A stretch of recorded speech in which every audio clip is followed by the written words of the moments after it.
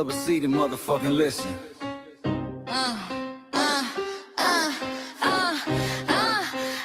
Pull up a seat and motherfucking listen. Pack your bag, time to go home. Talking crazy on our soil where our blood and bones grown. This our grind, we outside on it. While y'all fools on the outside looking, y'all show no respect to Black America, so leave.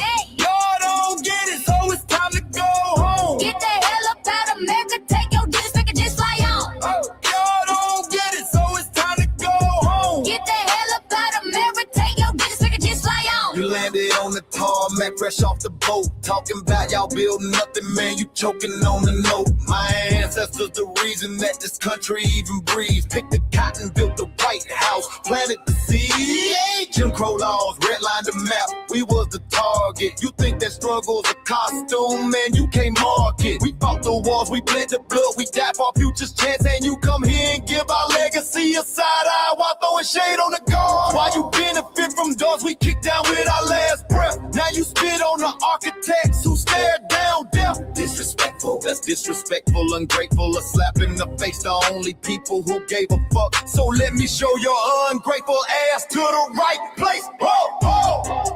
Pack your bags, time to go home. Talking crazy on our soil where our blood and bones grown. This our ground and we outside on it. While y'all fools on the outside looking, y'all show no respect to Black America, so leave. Y'all don't get it, so it's time to go home. Get the hell up out of America, take your disrespect and just fly on. Y'all don't get it, so it's time to go home. Get the hell up out of America, take your disrespect and just fly on. Passport, the visa, the privilege to be here. Cause my grandma did march for y'all, so disappear from our land.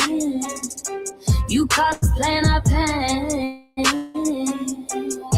Think it's a trend you can borrow, but you ain't inherit the ghosts of our sorrow. We the foundation, the bedrock, the soil, and the root. You not no branch on our tree, and unproductive people always cosplaying me. Talking about we ain't do nothing, you lost your mind. We built this from nothing, time after time. From the beginning to now, we been the backbone and muscle. Why you look down on the struggle and cause a whole tussle? That energy sky was discussing it's whack. So let's make it clear, there's no turning back. This land is paid for in full. In blood, sweat, and tears, and dreams deferred. You don't get to come into a house we built from the dirt and telling Black America y'all ain't worth nothing. That's a violation, facts. Pack your bags, time to go home. It's our soil on our soil where our blood and bones grown. Show respect, this our ground, y'all just tenants on a leash. Or get the step. Show no respect to Black America, so leave. Don't get it, so it's time to go home. Get the hell up out of America, taking your business, I can just fly on. Don't get it, so it's time to go home. Get the hell up out of America, taking your business, I can just fly on. Yeah, fly little birdies. Fly on back to where you came from. This ain't for you. This sail is sacred. We said what we said, It's time. for y'all to go home. So fly a little birdies fly. So fly a little birdies fly. So fly a little birdies fly. Fly far, far away from here. So fly a little birdies fly. So fly a little birdies fly. So fly a little birdies fly. Fly far, far away from here. So fly a little birdies fly. So fly a little birdies fly. So fly a little birdies fly. Fly far, far away from here. So fly a little birdies fly. So fly a little birdies fly. So fly a little birdies fly. Fly far, far away from here. Bye bye, little birds.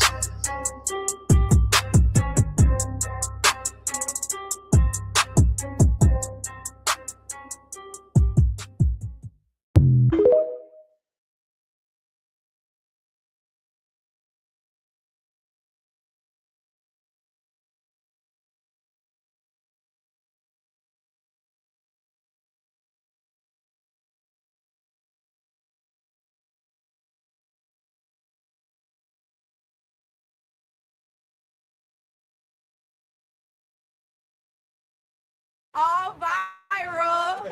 Man, y'all make sure y'all share this video and make sure y'all subscribe to All Viral Access Media. You know the vibes.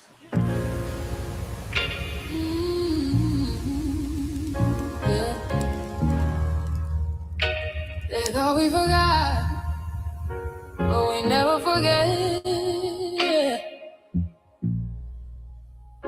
This one's for the roots. We built this land from dust and tears, 400 years, and we still here. They write new rules, but they don't see every freedom they got came off you and me. We planted seeds, they took the bloom. We lit the flame, they left the room. But we back now, no disguise.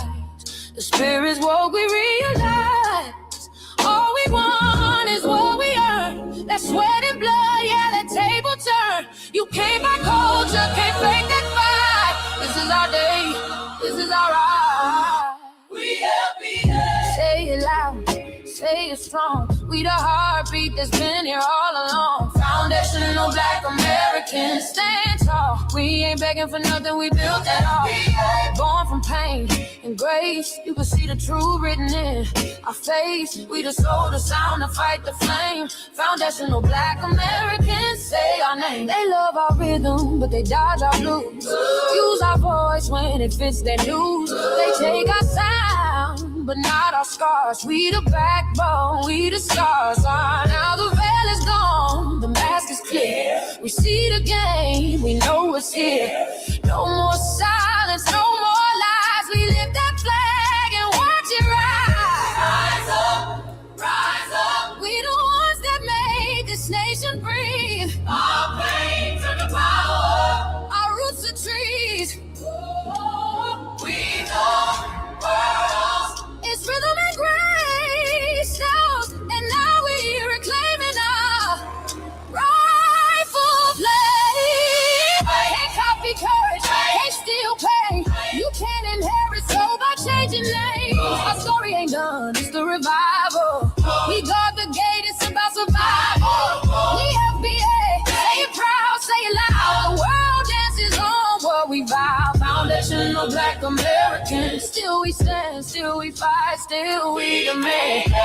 Every block, every song, we've been right here all along. The soul of a people strong and free. Foundational Black Americans.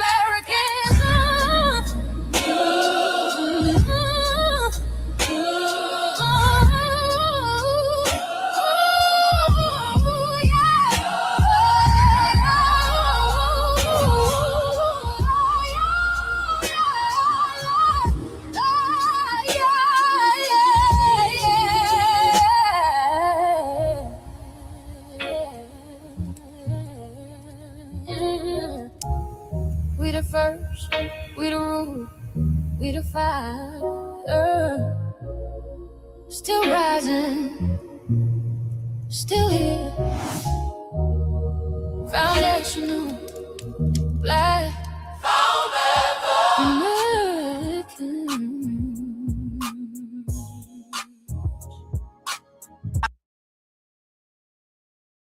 Mike Larry.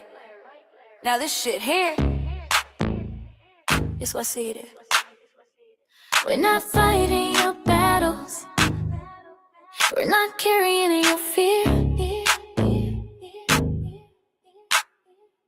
We're not lending our history to people who erased us while we were here.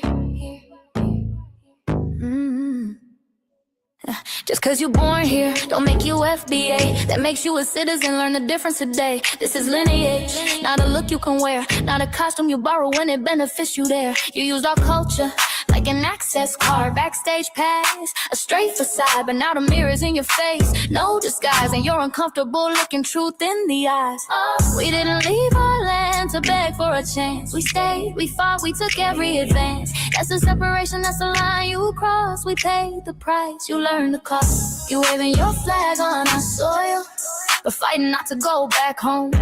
Waving your flag on our soil, building comfort on a foundation you didn't own. We waving our flag, red, black, and gold. Stood our ground, never sold.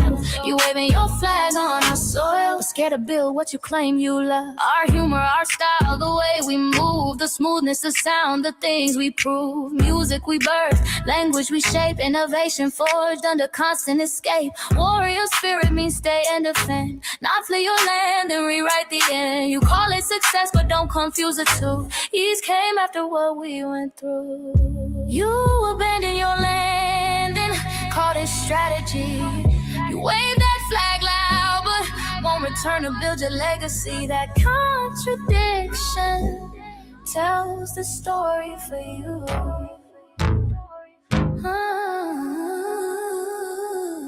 You waving your flag on our soil, we're fighting not to go back home. We waving ours where we were forged, every inch earned, every brick known. We can't be deported, and that truth changes everything. We can't be deported, and that truth changes everything. We know who we are, and now we see who you are too. Just because y'all born here doesn't make you FBA at all. It makes you an American citizen. It's biologically impossible to be us because it's a lineage, not some damn costume you can just put on to look cool. You immigrants and immigrant Americans has used our culture as an access card, a backstage pass to our culture. Now y'all have to look in the mirror. Our sense of humor, the aesthetics, mannerisms, the style of dress, the smoothness, the creativity, our genres of music, innovativeness, our slang, our warrior spirit by staying on our homeland and fighting and not fleeing to somebody else's land to beg for a better life and shit on the very people who fought to have us there. That's who we are. And we know who the hell y'all are waving your flag on our soil and fighting to make sure y'all don't go back.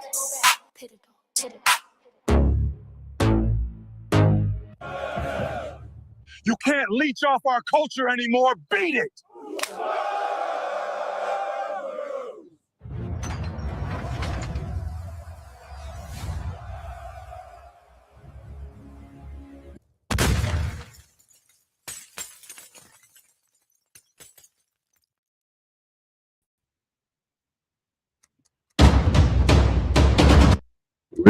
Greetings, Grand Rising.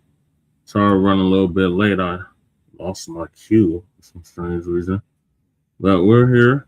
Shabaka unfortunately will not be joining us. He's having work done on his vehicle.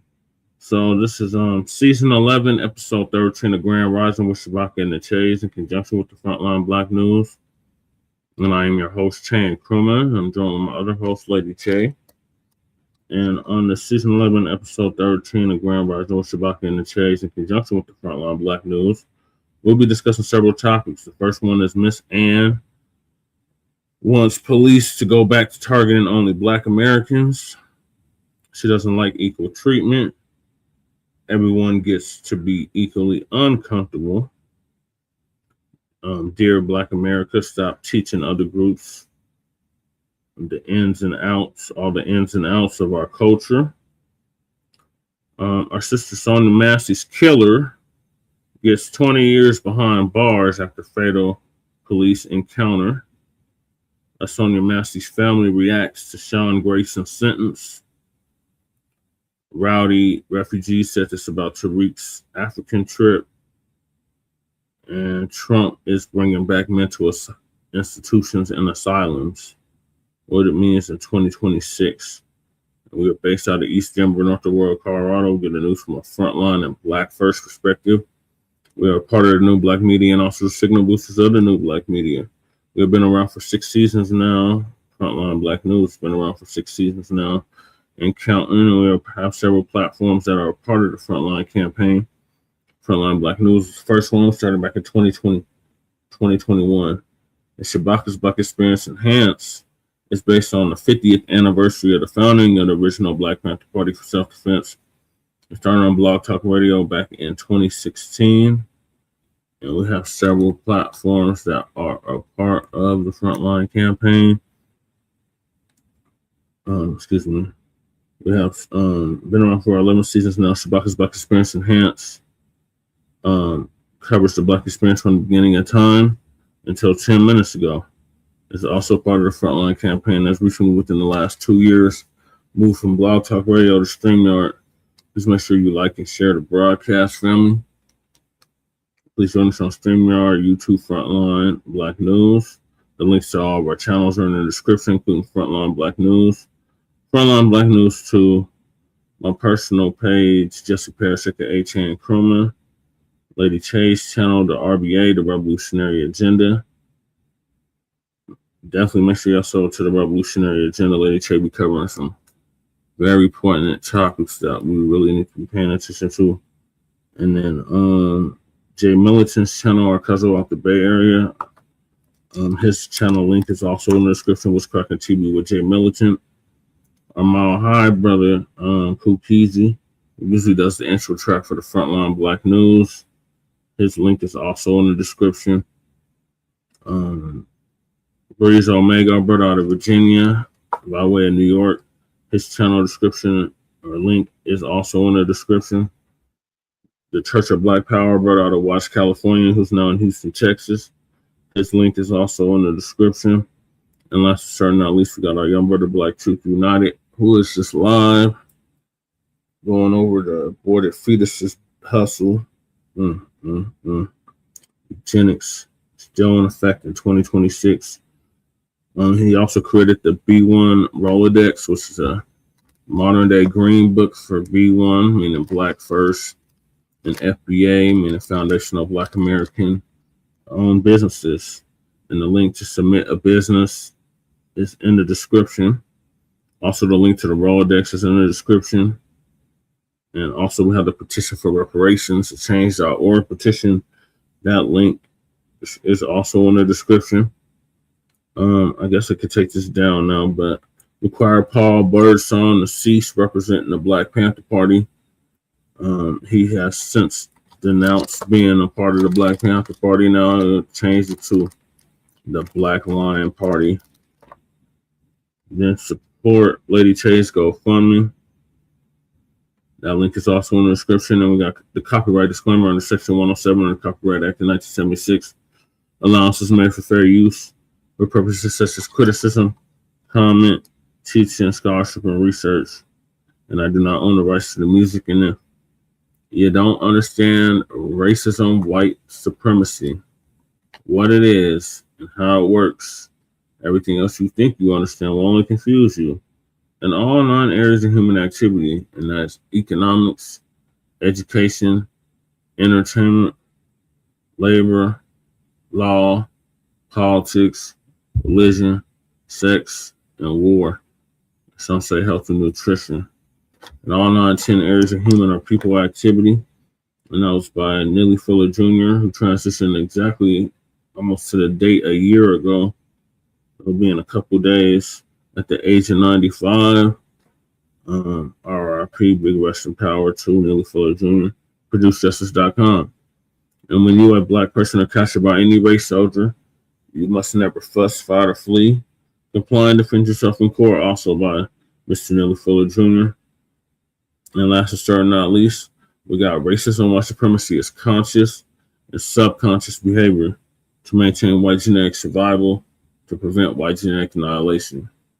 And that's by the great Dr. French Chris Wilson, who transitioned exactly 10 years ago at the age of 80. And shout out to our FBA brother Tariq Nasheed out of Los Angeles, California, for paying for her funeral, along with several others. So those are the topics. Make sure y'all hit that like and subscribe button. Lady Che, does you have anything to add before I go to the first topic? No, just grand rising. Okay.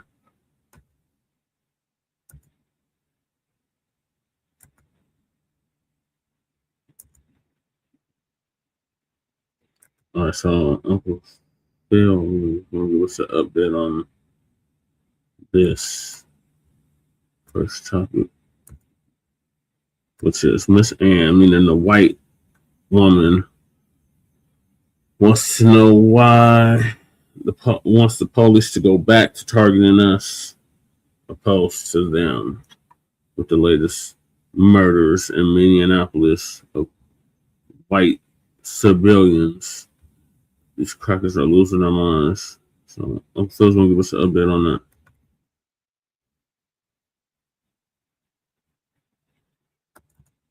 Is hateful and this racist, your reign is over. And shining the Sister's right, their reign is over. Stay informed, stay empowered, and support media that speaks truth. That tonight, ladies and gentlemen, real quick, join us on the Brazil tour. Make sure you do that. That's coming up in October 30th. Johannesburg. My people in Johannesburg, let me know. And all right. Okay, yeah, Miss Paula. Yeah, you in the UK. Yeah. Let's go ahead and get started. Let's get started. Now, I want to start off kind of lighthearted before we really get into this. Now, you know how many times that we have been told as Black Americans, right? Anytime we talk about police brutality, their misconduct, the things they're doing is violating our human rights, our civil rights, white America have always said things to us in contrary of what they even can see physically happen to us. It wasn't no nuance. It wasn't speculation. You got cell phone video, you got body cam video of what happened, and they still would say these things. And now, like they say, it's not fun the rabbit get the gun, that sort of thing. Let me play what this sister said. I thought this was so funny, but it's so accurate, and this is, I think, great messaging from Black people. Shout out to this sister. Let me play this real quick. Why do y'all keep resisting? I mean, they're just here to protect us. This would not be happening if y'all would just let them do their jobs. I mean, like, it's always you people every single time. Then you wonder why these things keep happening. Mm-hmm. Of course, we're not going out there with you guys. I mean, it's your fault. Allow them to do their jobs. Blue lives matter too.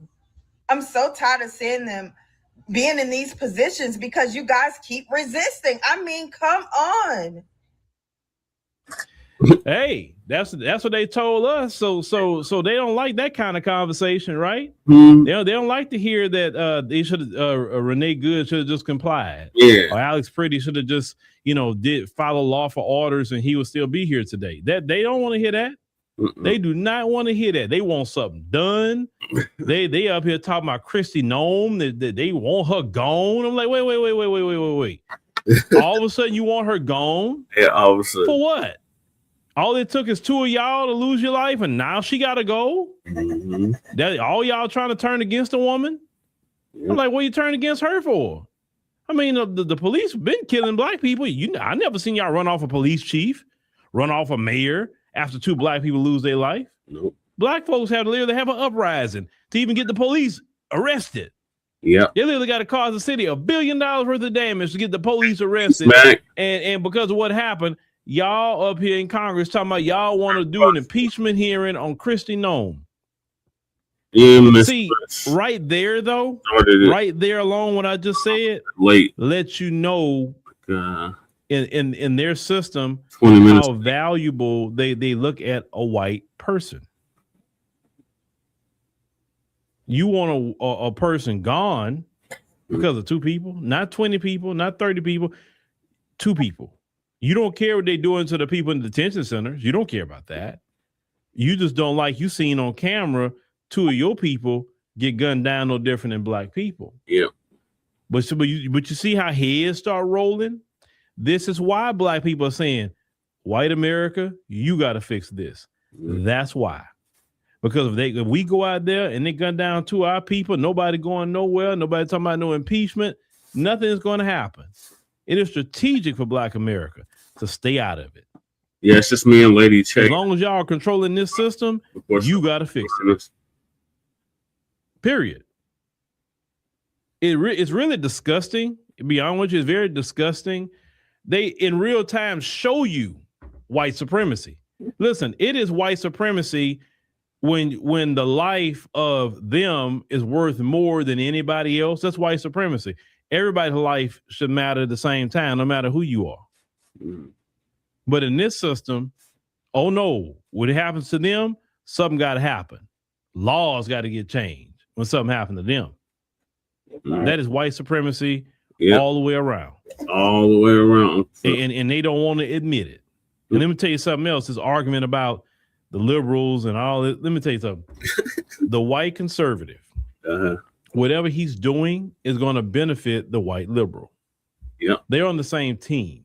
Oh, racism. Some of y'all get confused and thinking, oh, they don't like them. Oh, they talking about Trump. Oh, they call him a racist and all of that. How Trump is not doing them nothing. Right. He's not doing them a thing. Once again, I always say, if they so much against racism and the Republicans, the Democrats don't believe in reparations. Look at what Gavin Newsom did, right? He followed the same playbook as a Republican would. Look at your boy Bernie Sanders. He's supposed to be so outspoken and against the system, but he's sure with the system when it comes to reparations. Mm-hmm. Well, what Sonny Holston asked him about reparations? He say no. Yep. He said that real quick. It's not feasible. Not feasible. So if you know me, I don't care. I just put it out there where the ghosts can get it. Reparations is a litmus test for me when it comes to them. When they all that stuff, oh yeah, the country, you just get quiet and be like, what is your position on reparations in the form of cash payments for Black Americans? What is your position on that? And just get quiet and see what they say. And they gonna say, yeah, I support that. And then they say, I do support that. Oh, you do? Have you called your congressperson and tried to get a reparations bill? Because sometimes they'll say yes, maybe to get out of it. Then you start putting it on them. Like, what have you done with your support to do that? Yeah. I haven't seen you. If they say no, you already know what that is, right? But always put them on the spot about reparations, especially those so-called allies. Right. If they get quiet, if they try to play dumb. Well, what do you mean, like reparations? What does that even mean? You know what it means. Y'all discuss Black folks more than any other group in this country. You know exactly what reparations mean. Right. Don't play dumb. You know what it is. Right. Because sometimes they'll play dumb and say, can you explain it to me? Because I don't really know. You know. You just time wasting. But that is a litmus test. Reparations. Okay? Now. It is. That's a litmus. You say I left Bernie when he said that about reparations. Yeah. He said that super quick and oh yeah. Like I said, reparations is the litmus test. When they come to you talking, any of them come, I don't care where they come from. How do you feel about reparations in the form of cash payments? And just wait for them to speak. That's it. Or not speak. Sometimes silence is an answer too. Yeah. They come up with all kind of excuses or whatever. Don't argue with them. Don't try to explain it to them about, oh well, I answered. No. It's not for you to explain anything. It's for you just to collect data in real time. You know what I'm saying? And put them on notice. You will be asked about that position. So when you ask us, can we help you do anything? I can't do nothing until I get my reparations. Sorry. Right. We got to get Trump. That's your problem. Trump is your problem. He's from your community. He's not from mine. He's from yours. Right. You got to deal with him. But we got to get him out. We got to do this. We got to, the Republicans. All we got to do is stay black and die. Yeah, the Republicans are bad. You doggone right they bad. But are they bad enough to you to give us tangibles? Right. Because we can negotiate something with you, but you got to do it. You got to do your part first. We're not going to take your word for your word. Is not worth not even a drop of piss. Nope. We would not get out there and do nothing ahead of you doing what you're supposed to do. Right. And y'all have to stick to that. Mm-hmm. The Boule, they back, run off at the mouth again. Mm-hmm. And that's why, someone say, why he do members only right on his chats? It's because I'm not going to deal with the DNC trolling like they like to do, the troll farming. I'm not going to deal with that. If you want to troll farm, you're going to pay the troll. Mm-hmm. That's what I say. Now, let's get to, silence is golden. It sure is. Now, let's get to this next video here I want to show y'all. And we would definitely listen to what the sister got to say, but we're going to take our time with that post. But this is the only place I can find it. But let's play what the sister got to say, and then I'll go through it. And this is the reason why we said we stay in our at home. We're chilling. This is not our fight. We don't have to do with this. This is why. Because it wasn't ever supposed to be anybody else but us. But see, we listened, and we set our down and said, no, we're not coming out. And this is why. Mm-hmm. Because right now, all they're doing is just waiting it out. Yep. They want it to go back to what they call normal. Yeah, what they call. Because us being brutalized in the streets and in the street was normal to them. And this is the reason why I will not be tricked into fake ass solidarity like some of you Black folks on this app have been tricked into fake ass solidarity. You know what it do, It's Jesse? not real. It's a facade. Salute. Because this It's is just how they being really like feel. in here. This is what they want. Lady K, what it do? They want it to go back to not affecting them. They're just waiting it out. So we're going to wait it out. Because no matter how racist, how hateful y'all can still be, even though y'all see how much that is a detriment to your whole existence, and you are still being this hateful and this racist, your reign is over. All by myself. Yeah, their reign of terror is over. Hey, well, shout out to our sister, what she had to say. But let's go on and just kind of look at that post real quick, ladies and gentlemen. Now that post right there, and like I said, I was told about this post last night on the stream. The reign of terror is over. They don't know what to do. Yeah, they on their own. They got the whole day own motherfucking nuts finally. Right. They ain't never had to fight for nothing, stand for nothing, be about nothing. Now they gonna have to learn that they are nothing. Right. You know, the white guy, they already starting to slowly bring up that he's been on the radar, that he been out there fucking with the goddamn Alex, yeah. Look, I'm gonna do that in today's show. In today's show, I'm gonna show y'all step by step how this cracker Jack has been out there mixing it up with them, and they've been playing like he's so good. See, everybody been playing like he's so good. Oh, he's a nurse. He's a nurse. He's a goddamn conflicted nurse who's out here fighting and mixing it up with ice. Yep. He got a pattern of that shit. A pattern. He's spitting on ice, everything. I got the video. That light of that SUV out, I was like, well, damn. And then when they threw him on the ground, he was like, help me, like a little bitch. Mm-hmm. Yeah. They got his ass. All that. Like as they should. This is Nabisco on Nabisco crime. So no nigga should be out here. But you got goofy niggas. I'm gonna show y'all a video of some goofy niggas out here. Bro, come get me, nigga. You ain't gonna. Oh my God. Well, y'all gonna tonight's show gonna be crazy, bro. Okay. You going live this afternoon or this evening? Yeah, it'll be this evening. Okay. During Black Alpha, damn. Hopefully before Black Alpha, but I gotta do what I gotta do. Alpha or not. Yeah, that's true. Well, he gonna be going over Don Lemonade getting arrested. Yeah. I got Don Lemonade arrested too. I got that nigga too. Yeah, Lemon Drop got arrested. Yeah, that nigga got arrested. And Police Johnson trying to break right back in jail right now. I believe it. Lemon drops to the little ass.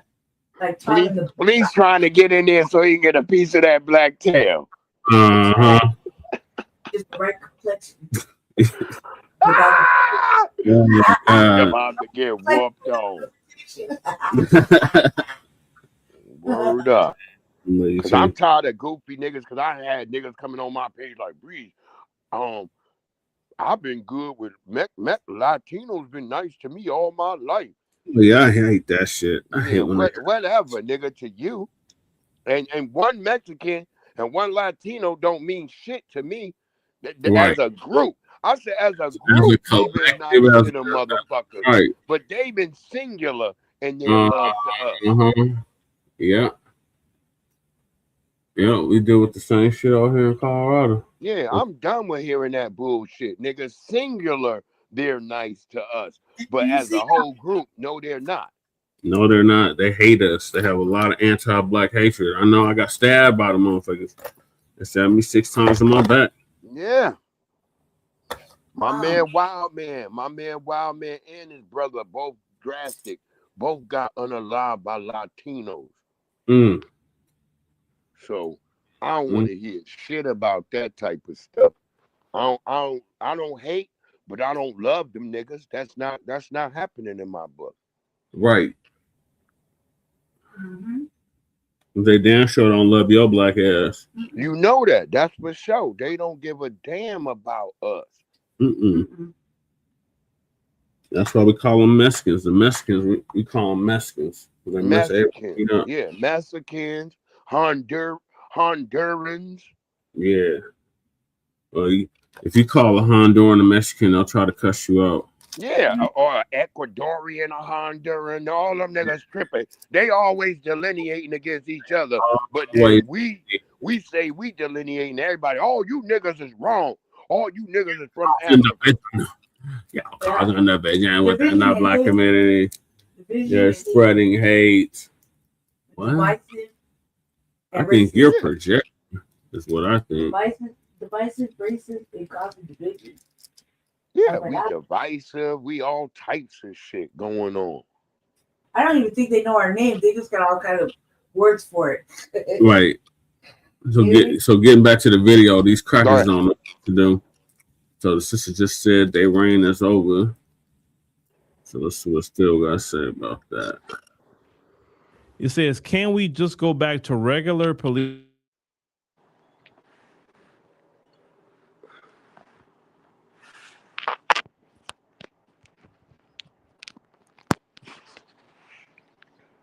Mic check. I see this what StreamYard be doing to me. This is why I don't be over here.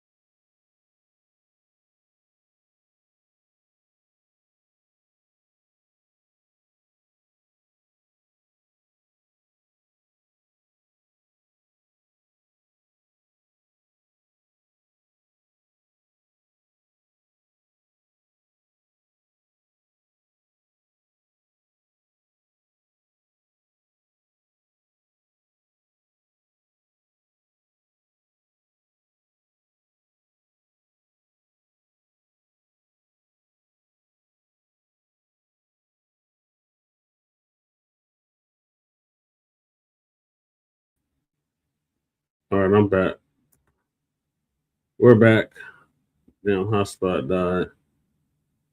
I'm just gonna go back to Uncle Phil. Thanks for holding it down, Breeze.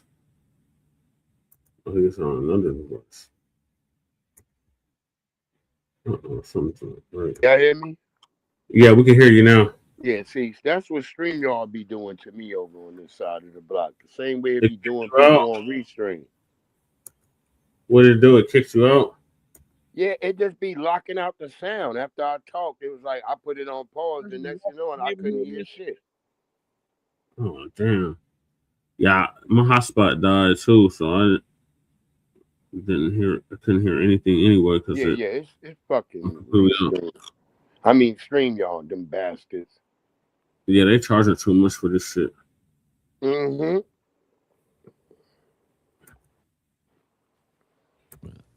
They were both gunned down in heinous ways that white people have never seen white people gunned down before.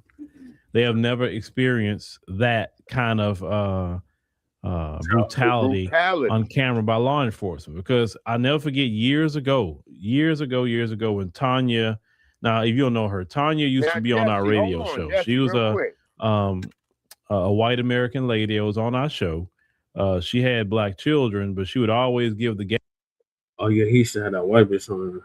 Did you watch Taylor House? Did you watch Taylor House? Do you be watching Taylor House I do. No, Lady Tay. Did you see the white bitch that they shot just the other day in Tennessee? I think so, yeah. Her mama called the police on her, told she took the car without her own mama called the police on her, and then she got shot trying to drive away from the police at the goddamn liquor store, whatever it was, with her baby in the back seat. Wow. So they have, and the cop went and said, oh, she was driving towards him, even though the video shows clearly she's not driving. She's even clearer than goddamn Renee Good. Wow. There's no police near her, and he shot her in the fucking face. So that means white women is on the menu. We've been telling you goddamn people that this shit was going. What did Philando Castile mother just say? Because that's going to be on tonight's show.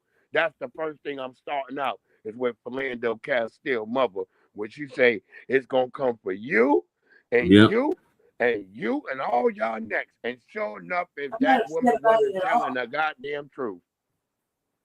Yeah, she is. And R.I.P. to Philando Castile. Yeah, we know up because it's on the anniversary of him being unalived.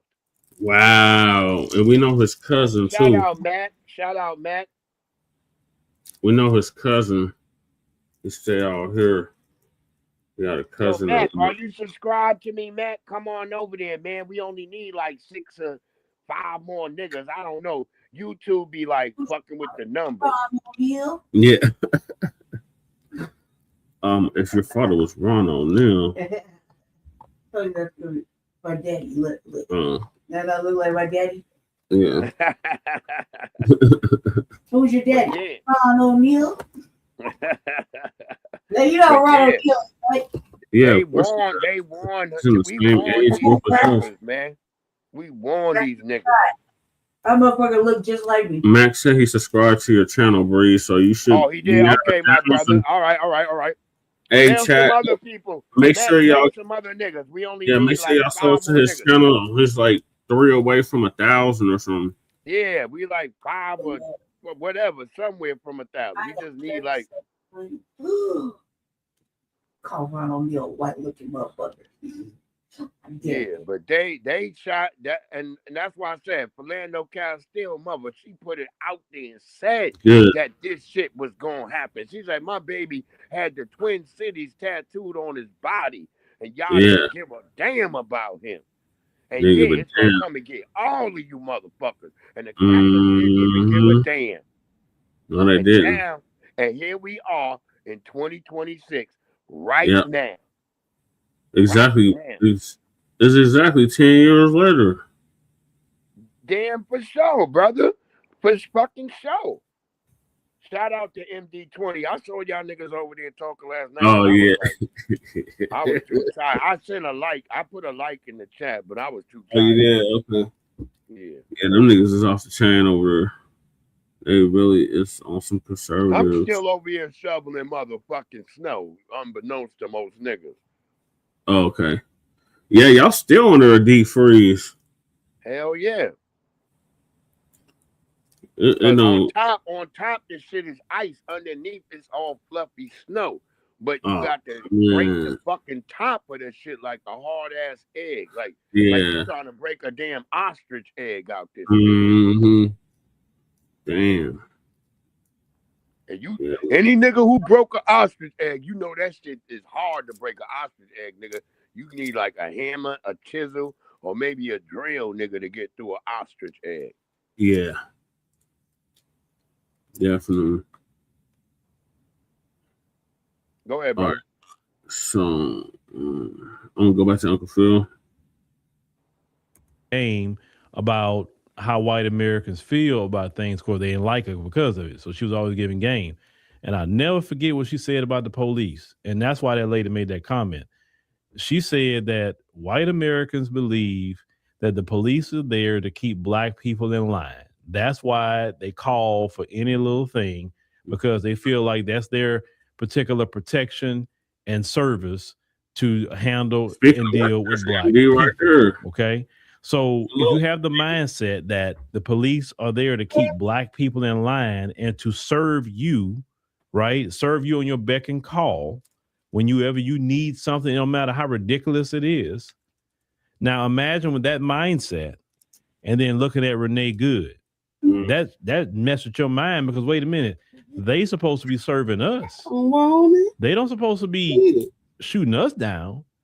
They are there to shoot down the black people or any other group outside of them, but definitely they're not there to be shooting us down. Wait a minute, we back the blue because they are our service providers. We can call them when a black person is walking in the neighborhood and they'll show up. Nothing wrong with walking. You're not doing anything. We can get them to harass a black person. We can lie on a black person and they'll show up and be a great service provider for us. And you mean to tell me our service provider is turned against us? Yeah. You mean to tell me that they are treating us no different than the black people? What is going on? What is happening here? Then you get to Alex Pretty, the same thing happened a few weeks later, and they just freaking out. They say, have they turned against us? What are they doing? They don't supposed to be doing this. And this is why you have that particular comment. Can we go back to regular police brutality? Why? Because regular police brutality don't touch them. It leaves them alone. Yeah. Regular police brutality is only relegated for black people. Mm-hmm. See, they're okay with the normalization of oppression toward black people. They're fine with that. They have no problem watching George Floyd lose his life on the news. There's some type of crackling going on. They don't care. Because if they really cared, they would have did the George Floyd bill. If they really cared, right? They would have did an anti-black hate crime bill if they really cared. They don't care. They don't care at all. Yeah, I thought that was wild. The Sterling video, whether it's the Eric Garner video, they don't care about black people's life. They made a whole game. They sit up here and say, oh, well, they kill each other. What's the big deal about this? I mean, he should have been complying, should have been, all that mess, right? They always know how to try to minimize the life of black people, even black children. Yeah. So they want that back. And that is a very sick comment, but it is a comment into the mindset of how Miss Ann and a lot of people in her community think about black Americans. But let me say this. And this has nothing to do with Trump. It has nothing to do with Trump. A new day is here. And you're thinking, well, if I can just get Trump out and, if I can just wait out his administration, we'll be so much better. No, you won't. Right. You won't. Right. Listen, when a person has to keep looking back behind them to say, this was my glory days. Oh, I want to get this back. Oh, let's make America great again. That tells me you see no future. You don't have nothing good coming in the future. Because a person don't look back, a person looks forward. They say, I look forward to the future. I look forward to what we're going to do. I look forward to what we're going to accomplish. You don't look back and say, make America great again. Right. That means you have no future. That statement, make America great again, lets me know that you definitely are in decline, because you can't see forward to nothing that's great that you want to do. They don't even realize how they tell it on themselves. Nope. All this, even the ICE promos, all this old school 50s stuff, like bro, all this modern technology, and that's what you go back to making. Is nothing forward thinking you can do? No, they don't. They're not forward thinking.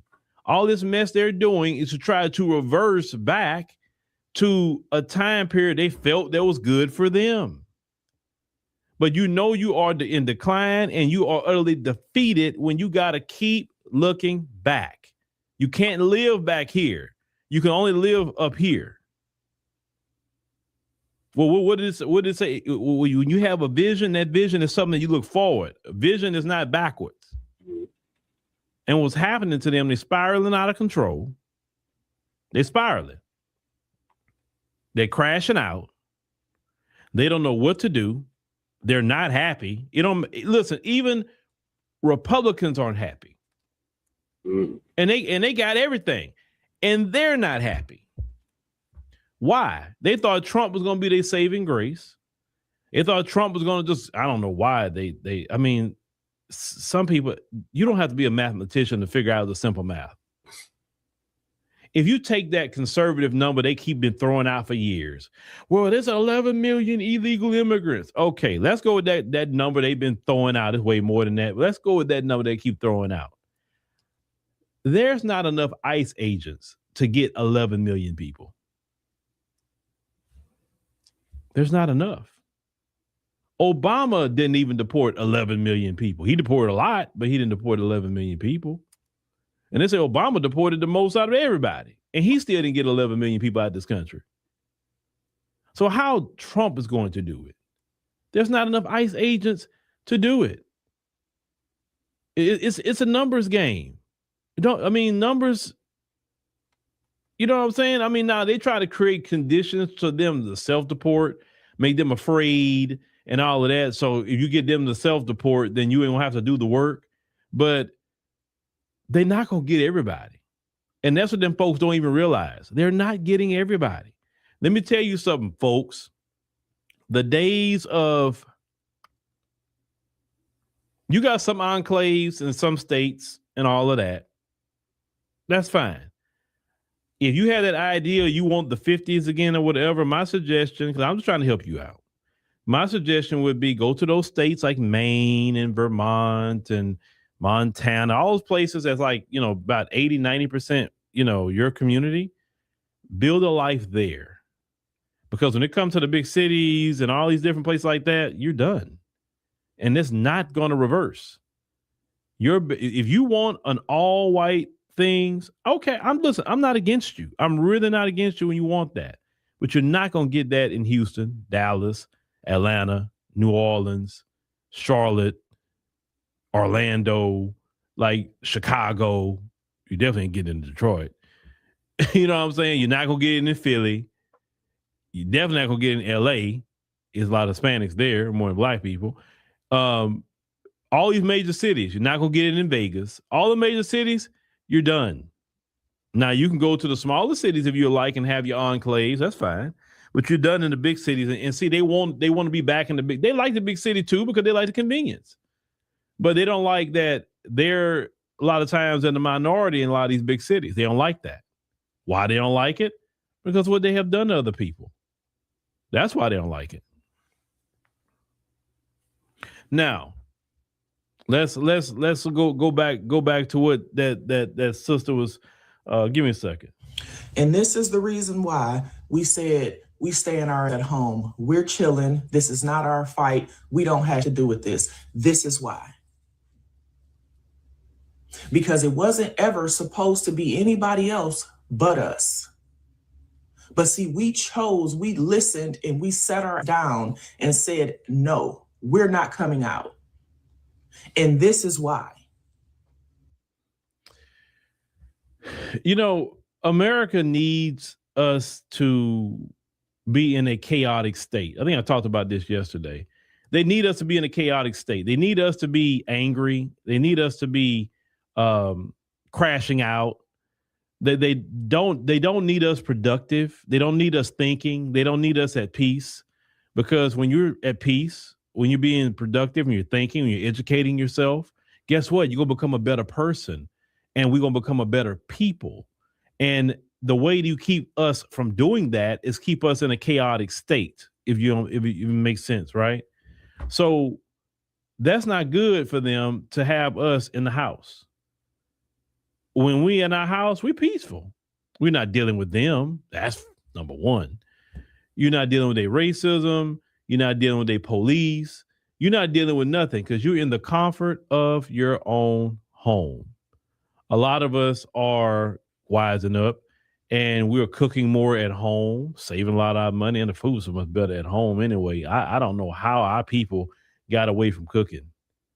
Nobody in the restaurants cook as good. Now, you go to a black restaurant, okay, that's one thing. But, you know, you go into restaurants where them folks are cooking, and like, you know what I'm saying? But we eating at home. A lot of us getting away from their Starbucks and realizing how much money we spending. See, they don't like all that. They need us crying. They need us begging. They need the optics of us as black people so they can keep a narrative going about us. They need that, and we're not giving them the footage. We're not giving them anything. They're no different than them vampire and sinners. They got to get our energy. They want our energy. They feed off of us being upset. They feed. That's why, if you notice, that's why they want to be racist and stuff. They want to see a reaction. When they race to a black person and they don't even flinch, that shocks them. Because they're like, you know what? I'm going to say the N-word. That'll get them. And they say that, and it doesn't faze you. Not because you're afraid of them, but because, one, nothing you're saying lines up with my spirit, and it's not my identification. So what you said just fell to the ground. It doesn't bother me. I have no feelings toward that word. Now, since you're being disrespectful, and then we get very disrespectful, we're very good at being disrespectful as Black Americans. We'll talk to them and make them feel 1 inch tall when we done with them. And you know the best way to do it? Don't do it yelling. Don't do it cussing. Don't do it. Just do it so calm, cool, collect, and smooth. That's the worst type of read you can get, is when nobody's being emotional.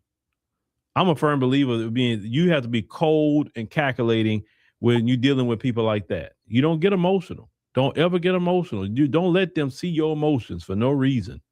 I don't care if you're upset. Don't show it to them, because that's what they feed off of. They need us in pain. That's like a steady diet for a lot of them. They want to see our pain. They want to see suffering. That's why that woman said, why can't we go back to the normal police brutality? Why? Because they feed off of our pain, suffering, and oppression. There it is.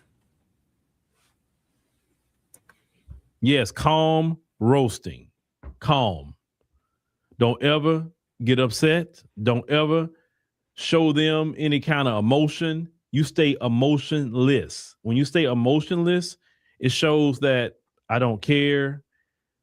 You're not really worth my emotion and my energy, because you're not important enough for me to give that to you. If I'm going to give it to somebody, it's going to be somebody I care about, and you're not it. So I'm going to talk to you in a very calm, cool, and collected way. And because I know how to mince my words very well, we had a lot of practice, then I know you're not going to keep up with me mincing words, and I'll be calm. If you try to strike me, you won't be able to, and then I'll have a right to defend myself at that point. Yeah, that's it, if you decide to do that. But if we just trading words, this is words. There's no problem to me.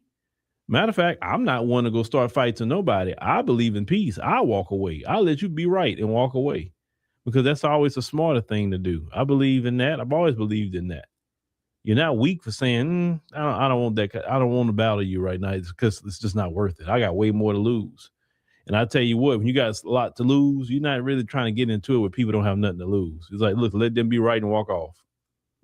Well, what do you gain by one-upping them or even fighting with them? You don't gain nothing. Now, of course, you're defending your family, your wife, your children, you know, whatever as a man. Then, yeah, okay, you got to get down, right? Somebody, you know, threatening your family. But just some stupidity like that, don't waste your time. Yeah, you say it's their turn now. Yeah, yeah. But see, we had to stay out of the way for that to happen. We as Black Americans had to stay out the way.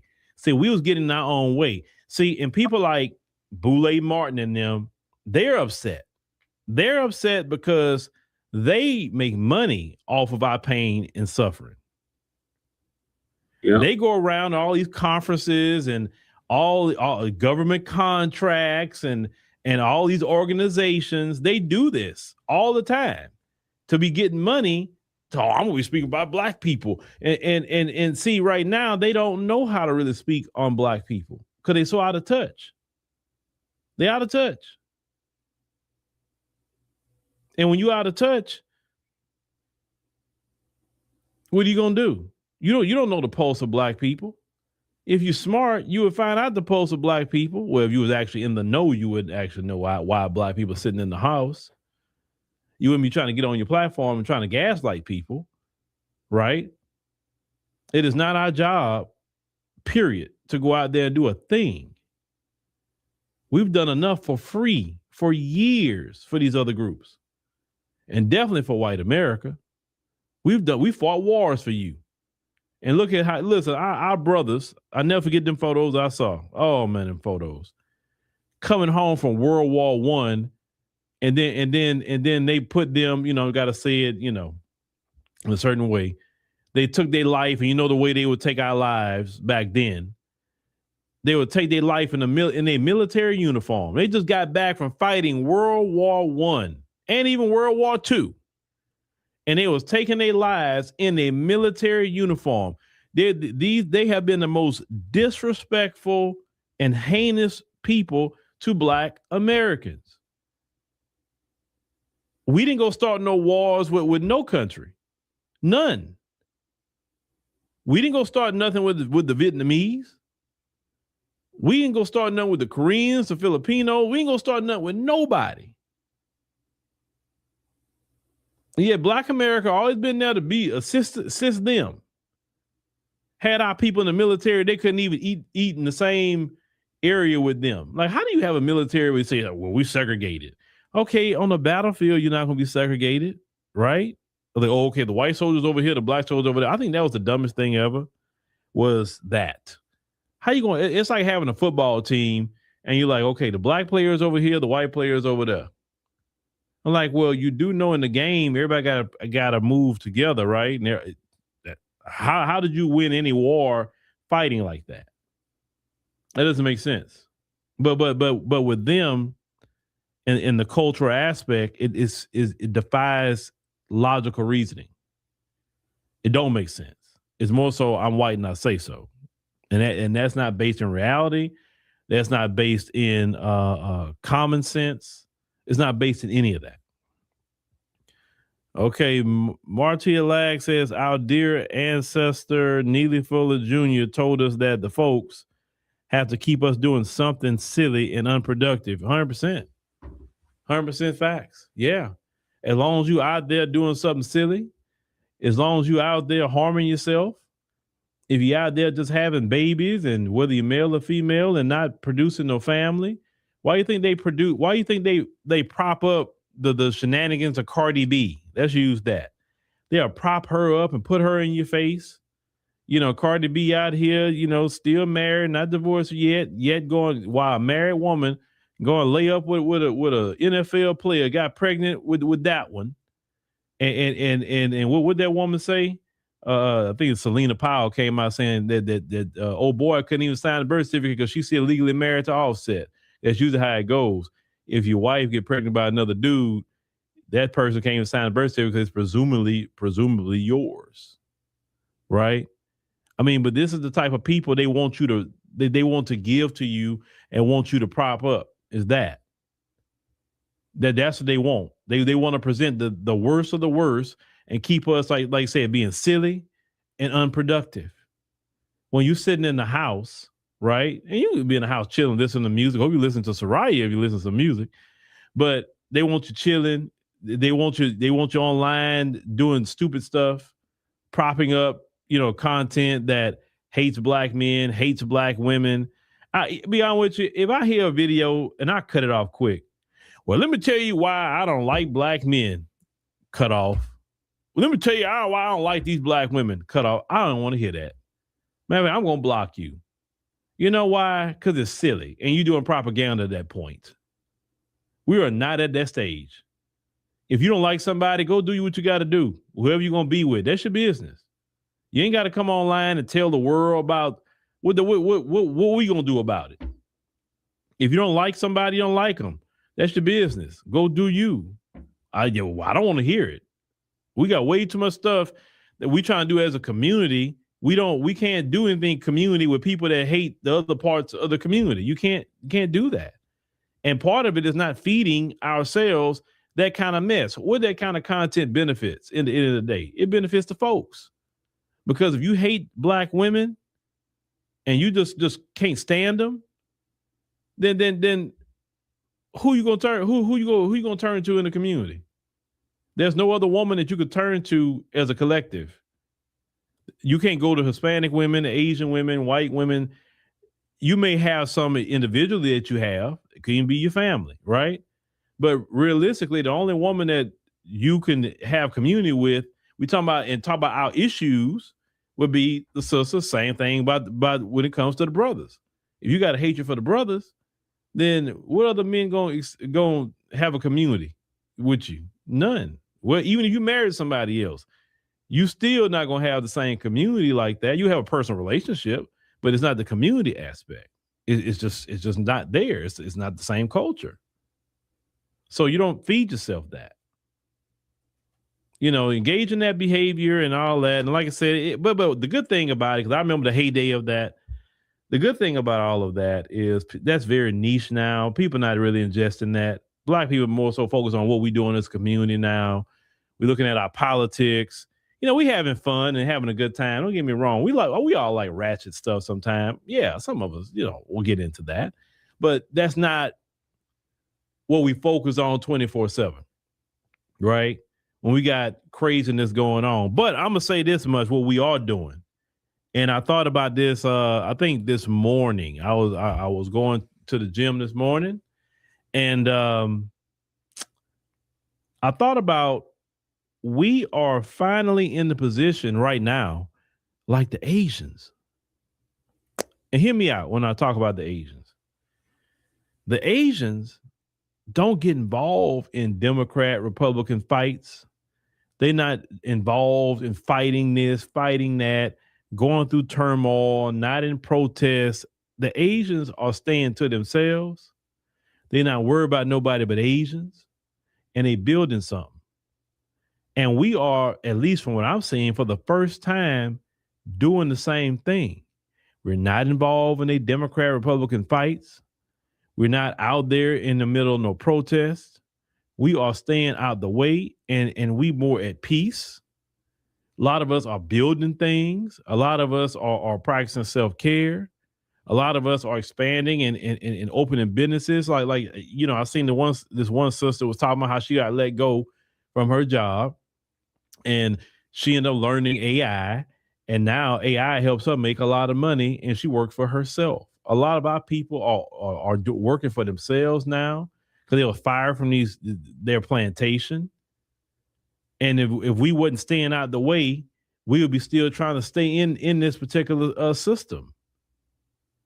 Every time I see a video of a black person talking about how they started their own business, and even if they are a one-person show, I'm so proud to see that and hear that, because that's a brother or sister that's free of their system for the most part. You're still living in it, but unfortunately, but free of their system.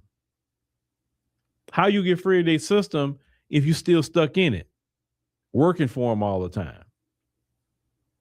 No matter how educated you are, they still treat you less than. No matter how loyal you are, they still treat you less than. You're nothing but an employee number to them. You can give them years upon years upon years of service, and they still will treat you any kind of way. They don't care you've been there 30 years. They'll fire you like you was there only one day. They only think twice about it. All right, Valerie. Let's respond to Valerie. Valerie said we must learn not to speak out of school. Speak out of school? Let's keep them folks the heck out about business. Oh, yeah, Valerie. Valerie, let's talk about that. Black folk.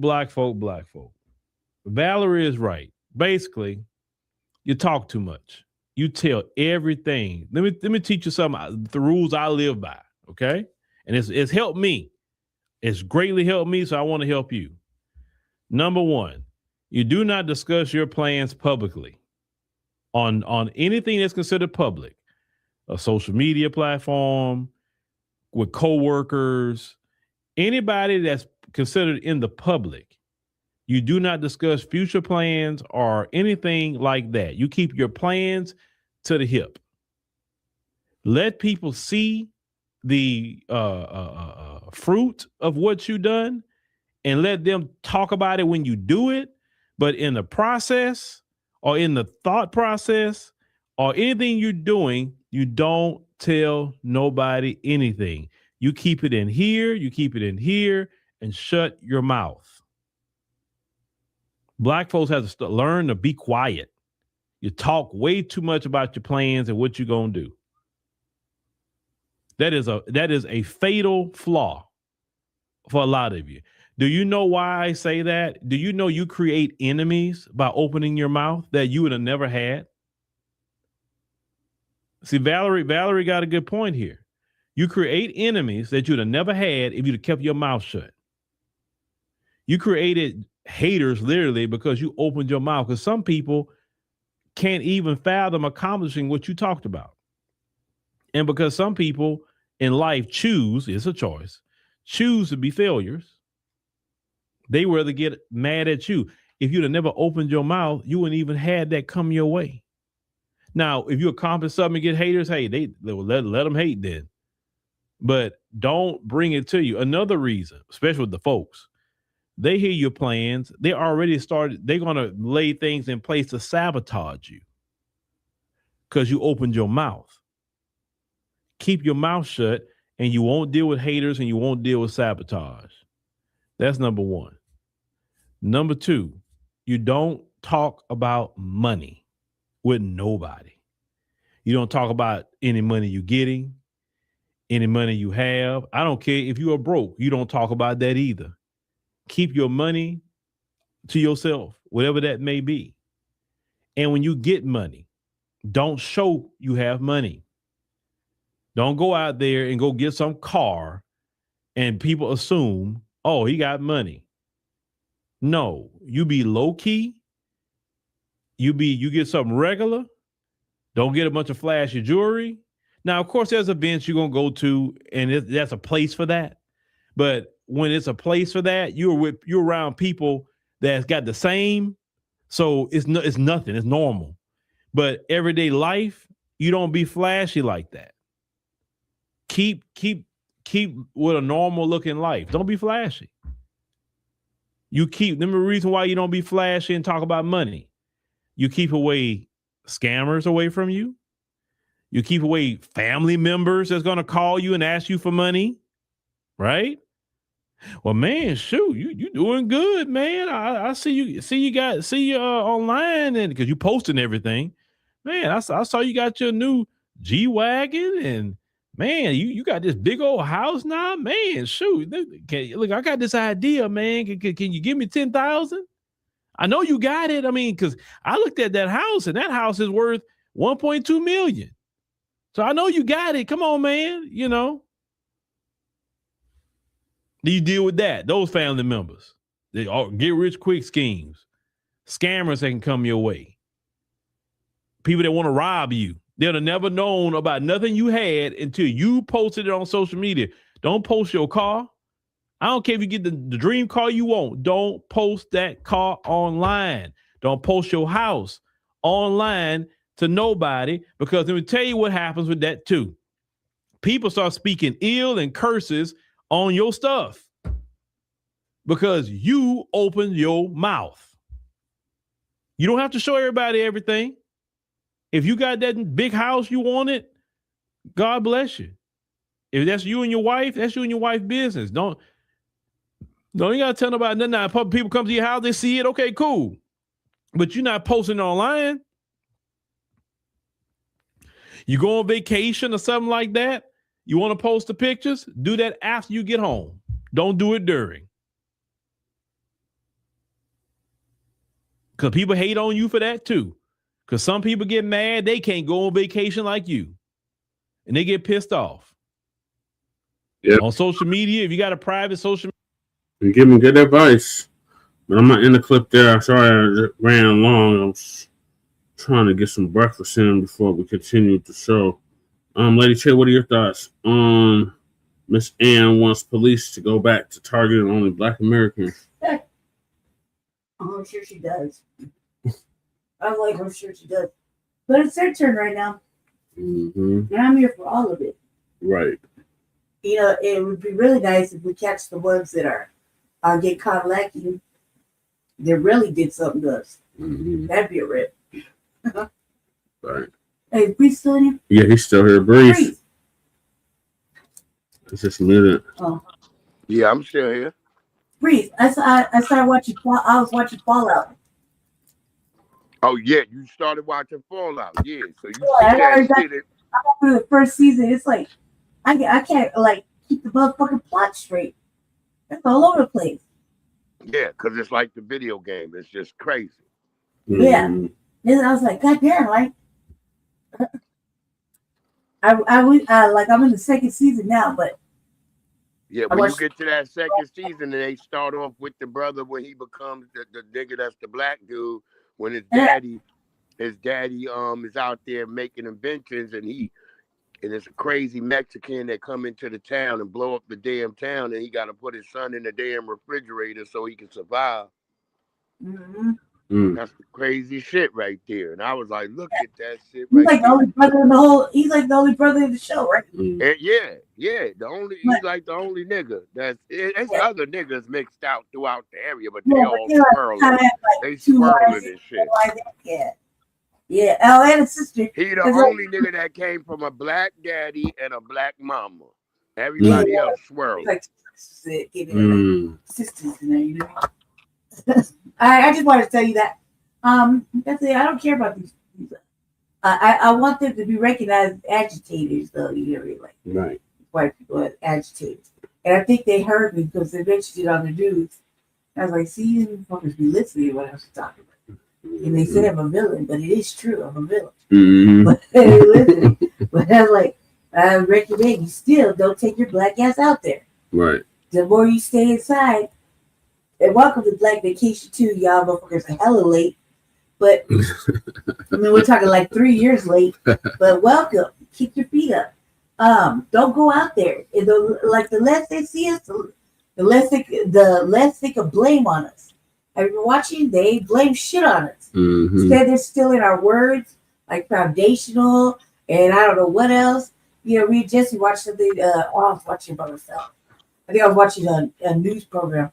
Did you let run today? Yeah. And then like white folks. What you? I was like, oh my god, tangibles. You know, this is stealing our shit left and right. So let's just let them. Tangibles, delineation.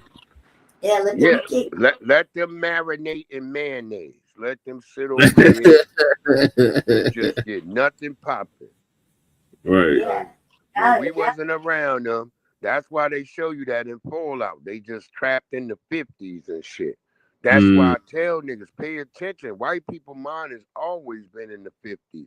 That's when they remember it was a great time. They're in a time. To them, that was a great time. There was no civil rights. Niggas wasn't marching in the streets barely. Nothing. That's why they trapped in the 50s. That's why I told you, if you ever listen to some of these horror movies, notice the music that they play in the background. It's always this old 50s music. 50s music, yeah.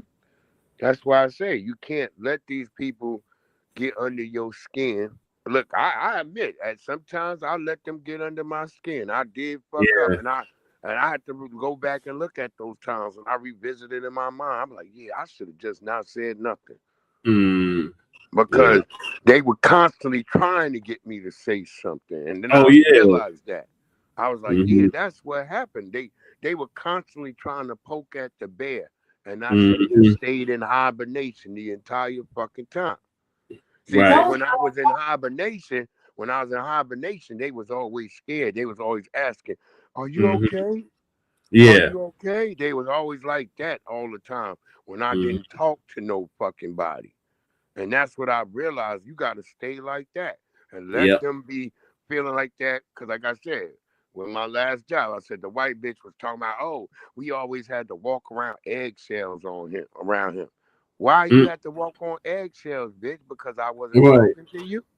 Mm-hmm. I think about that now. I be like, they on eggshells because I ain't fucking with them. I'm not a happy Negro. And they put that Down syndrome nigga, white boy by you. They kept saying nigga, but when he brought it to their attention, oh, he's slow, he's mentally challenged. Yeah, you the bad guy because you up here not letting him call you the N-word. Mm-hmm.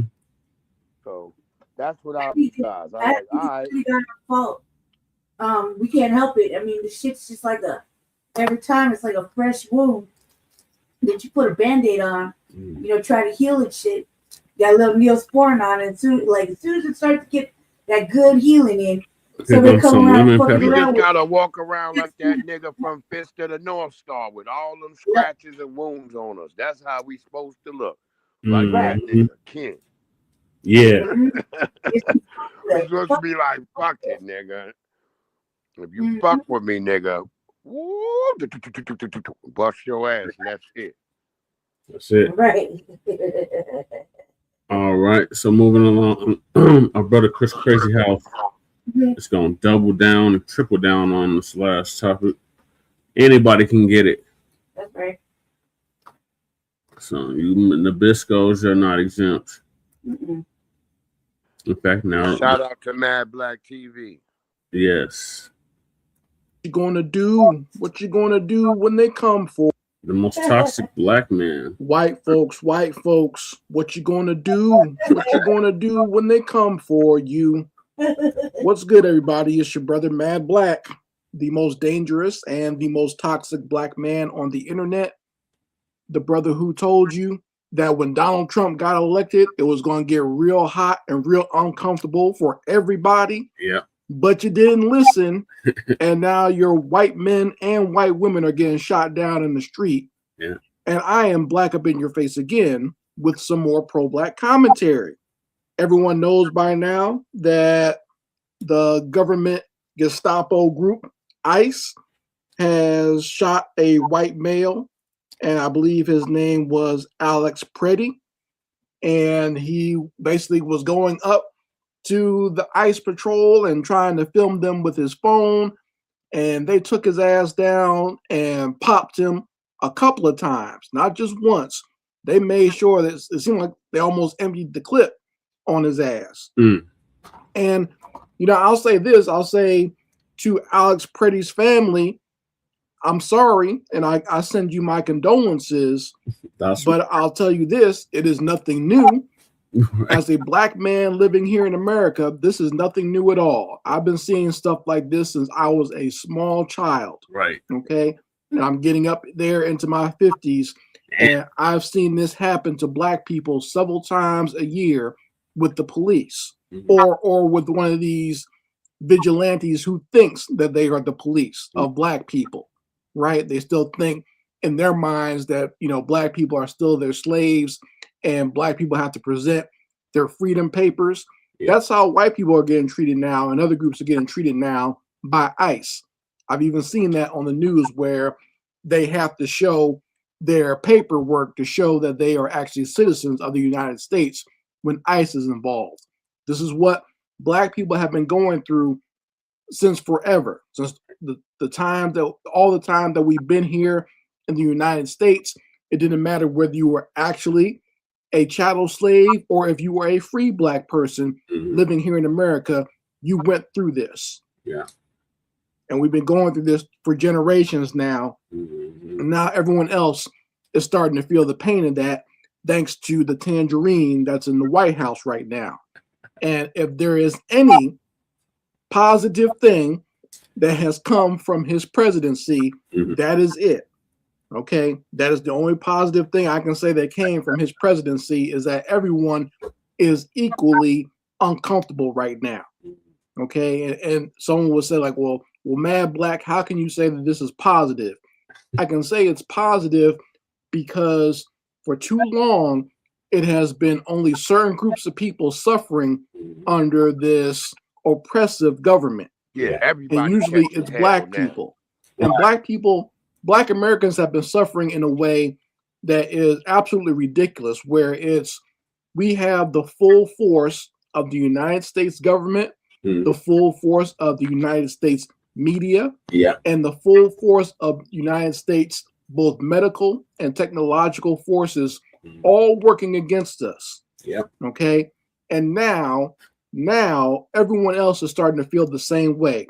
Basically, everyone from white to Latinos to immigrants are being treated exactly how Black people are being treated, and they can't take it. They can't take it at all. They are very upset with how things are going right now. And Minnesota is only the beginning of this type of treatment and this type of rabid dog-like behavior from the United States government. I don't like how they got that. And when I say this, I'm not saying this as someone who is a MAGA supporter. You know how I can't stand these mutants, these monkeys that call themselves MAGA. In fact, I'm going to get on them in a few minutes. But let me continue with my point. And I ain't even talking about Keith Porter Jr. At all. He rest in power. At all. At all. Even though I think my brother fucked up, he wasn't reading the temperature out there fucking around. You shouldn't be outside with no fucking guns, nigga, in this atmosphere. I still feel like my brother didn't he wasn't reading the temperature right. He should not have been. I know my brother was innocent, but at the same time, I'ma still hold him accountable because, nigga, what the fuck was you thinking? Right. What was you thinking in this world right now? It was thinking about partying. It was New Year's Eve. I don't give a fuck. I was New Year's Eve. I was in the house. I thought about going outside and lighting my fireworks. Then I thought about it. I was like, nah, nigga. I'm standing out here popping on shit. Anything could happen. There's like a sheriff on my left. There's a sheriff to the right of me. Nah, nigga. I had to think about it. Even though I was drunk and elated, my mind kicked in and said, hey, nigga, don't like, you know, there's sheriffs right there. I thought I was the only one that said elated. Huh? Lady Chase, she said elated. She's like, yeah. That's how I felt out there. I was drunk and elated. And I was thinking like, shit, I'm about to go light some fireworks. And then I thought about it. My mind kicked in at that moment. Like, nah, nigga, don't you dare go out there. You know there's a sheriff to the left. There's a sheriff up to the right. I think there might be another sheriff down in the other townhouse. And I was like, shit. I took my black ass back in the house. And then my mom also said, nigga, plus it's cold. Yeah. So I took my black ass in the house. Yeah, I kept my black ass in the house too. Word up. I went back in and played video games. And I think I was talking to Navi too. I called Navi and started talking to her. They're shooting over here, but not like that. The fireworks just mixed in with the gunshots. Yeah, that's why I said I ain't want to bust off none of that because I was like, man, these crackers will come out. Oh yeah, they got shot spotters out there. So I was like, fuck all that. I'm just going to the house, and I'm not gonna fuck around with temptation. Not get my ass bust on. Right. All right, let's see what Chris got for us. Mad Black TV.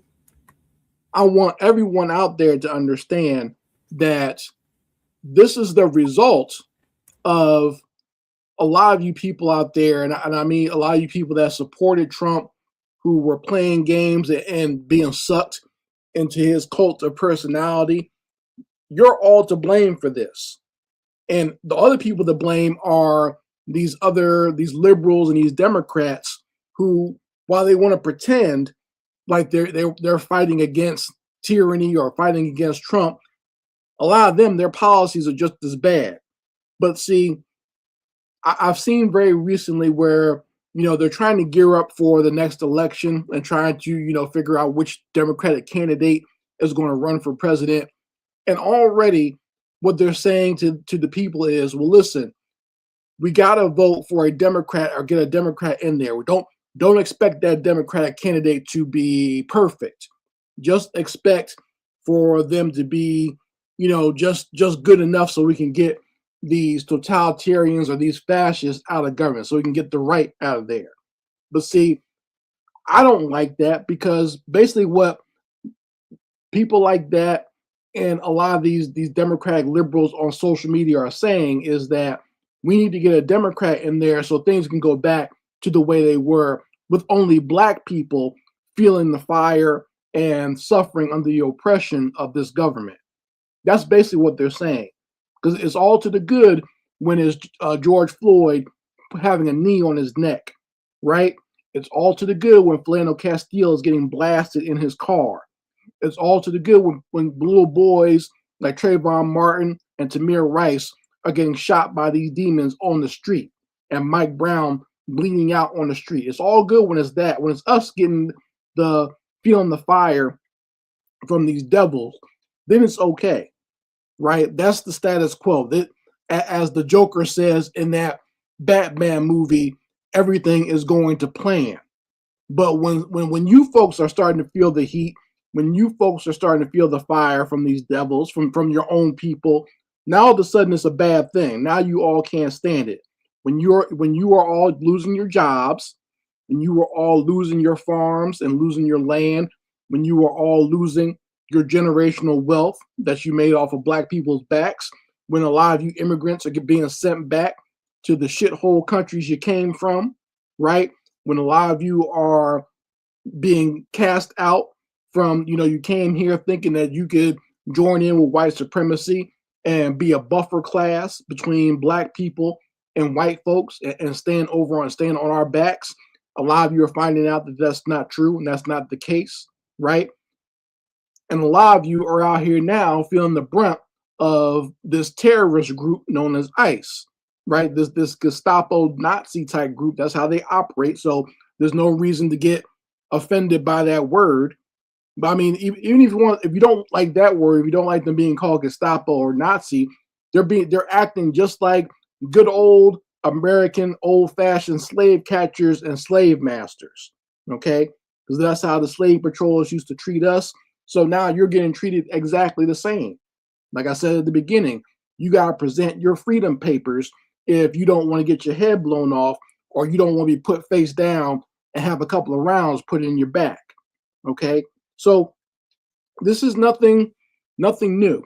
Now, the only thing that is new, and it really shouldn't surprise me, is the response by the right wingers after this shooting happened, and what they've been saying after this man got murdered in broad daylight on camera by ICE. And what they've been basically saying is, listen, you can't show up to a protest with a gun, or you must be out there ready to commit some sort of act of terrorism or some sort of act of violence if you show up to any of these places with a gun, right? Now, listen, I live here in the South. I've lived here in the South for a long time now, both in Georgia and Tennessee. And there are fools walking around here with guns all the time. When I say fools, I'm not talking about Pookie and Ray Ray. Okay, it's very rare that I ever see a Black person with a firearm.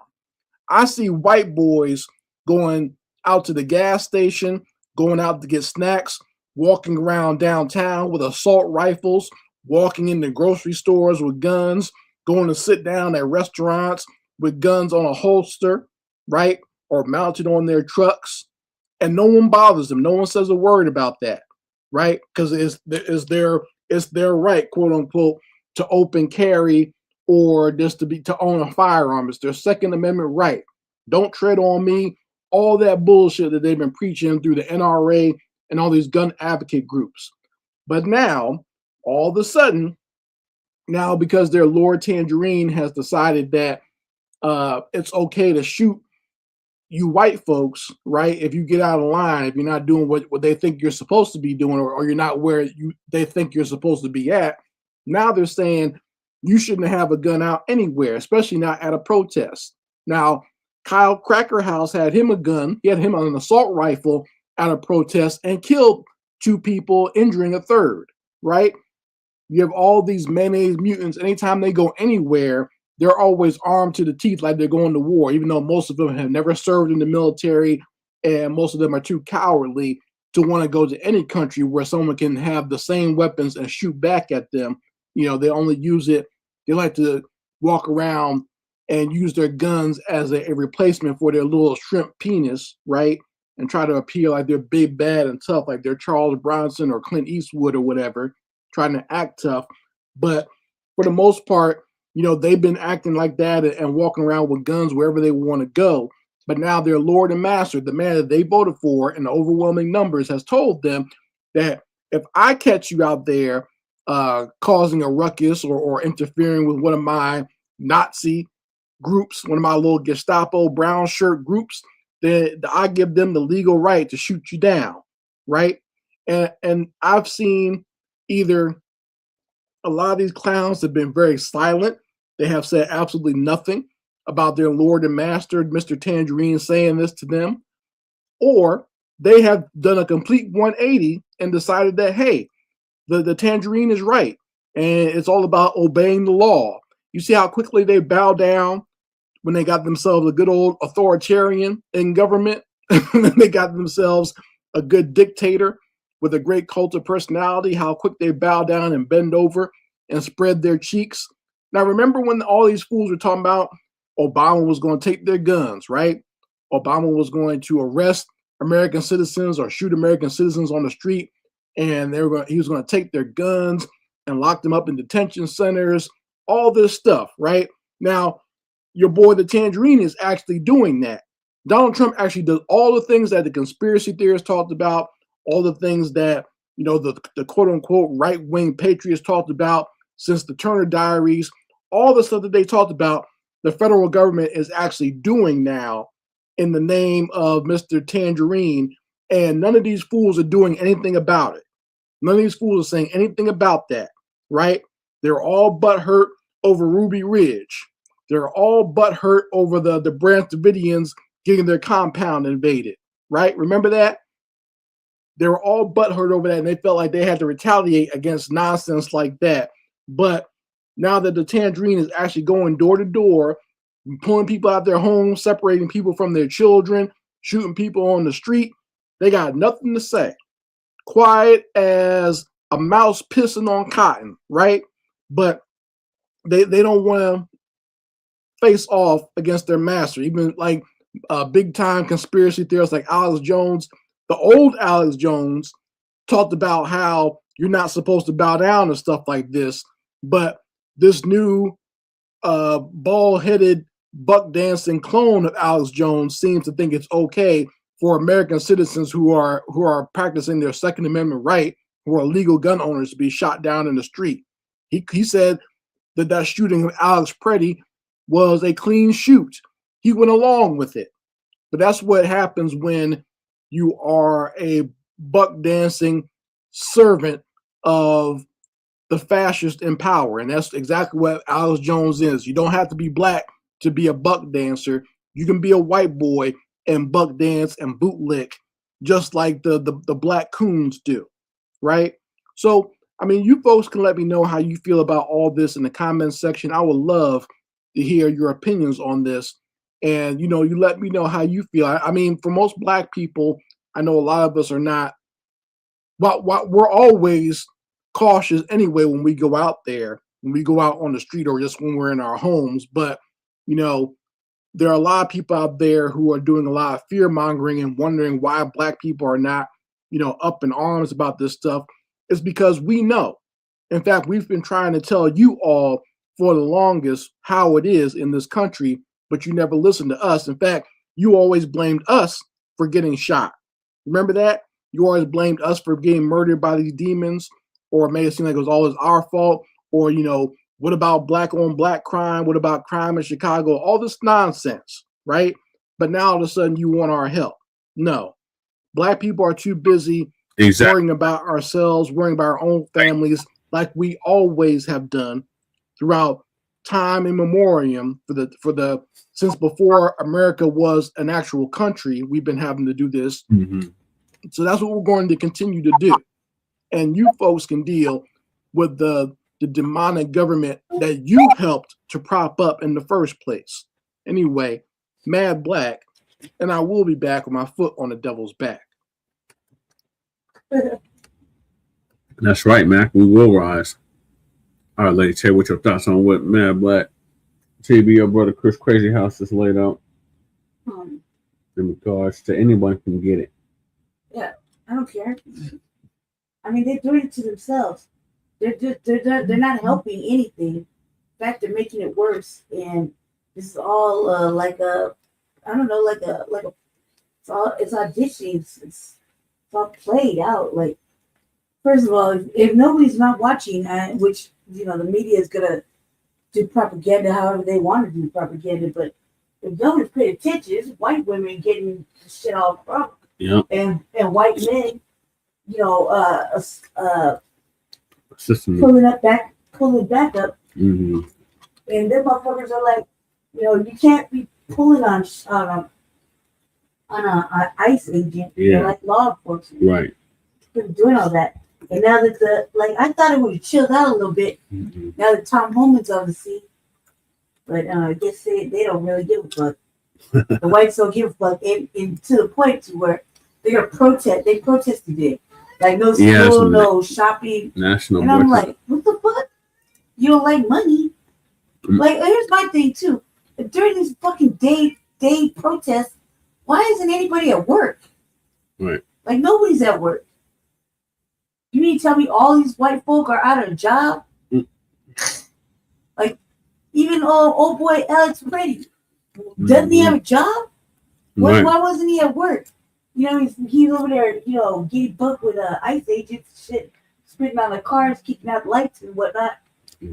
This is their job. They're paid. Why he ain't work? They're paid. I mean, he's a VA nurse. Mm-hmm. Shouldn't he be at work during the day? Mm-hmm. Like, what the fuck is that about?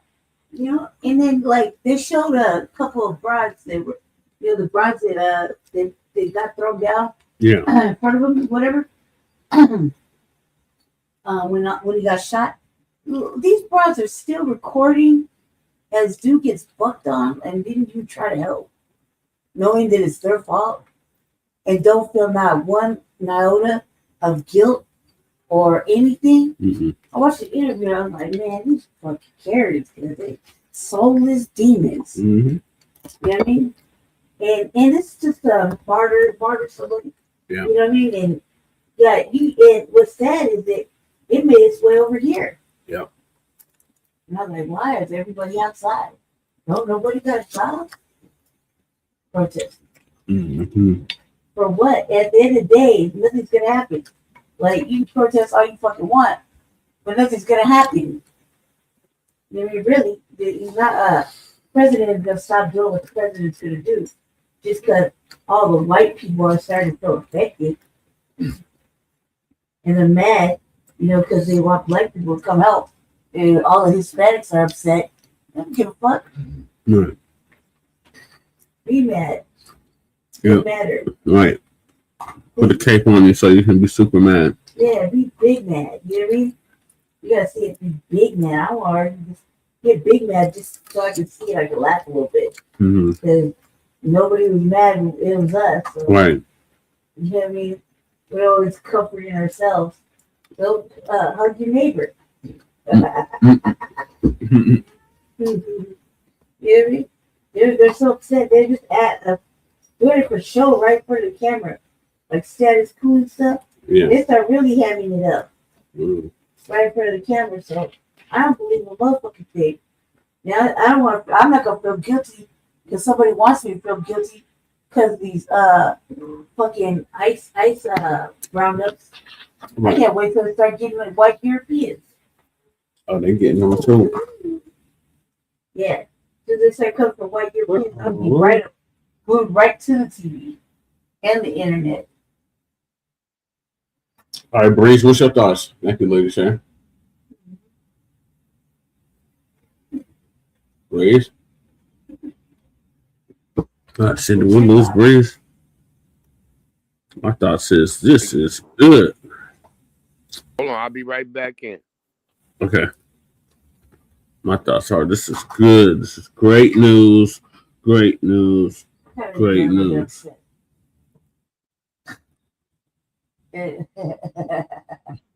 Okay, Breeze about. Okay, Breeze. Can you hear me? Yep. All right, yeah.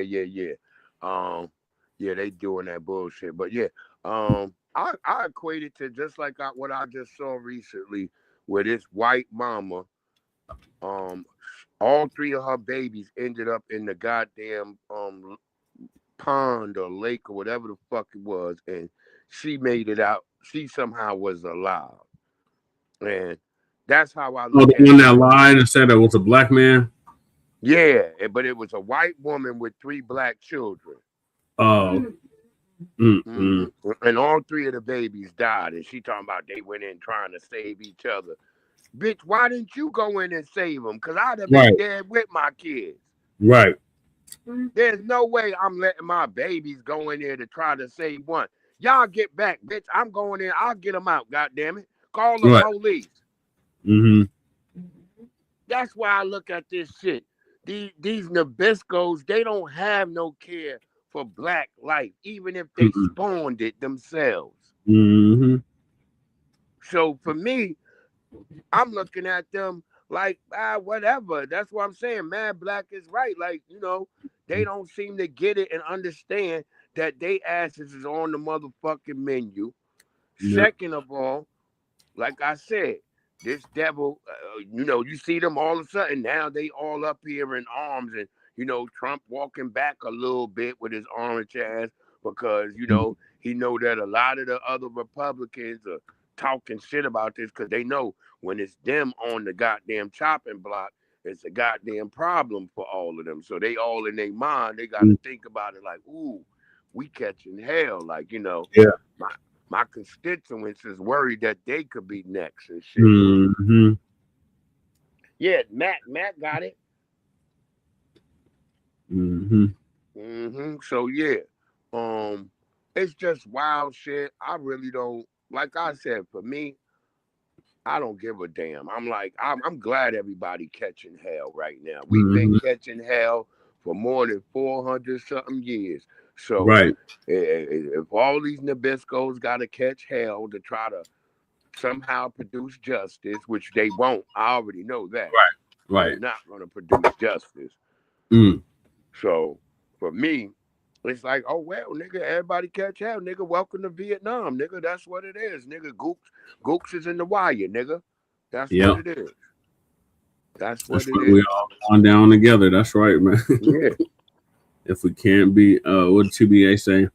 If we can't be comfortable, we equally comfortable, then we can be equally uncomfortable. Let everybody be uncomfortable. I'm tired of being the only nigga uncomfortable.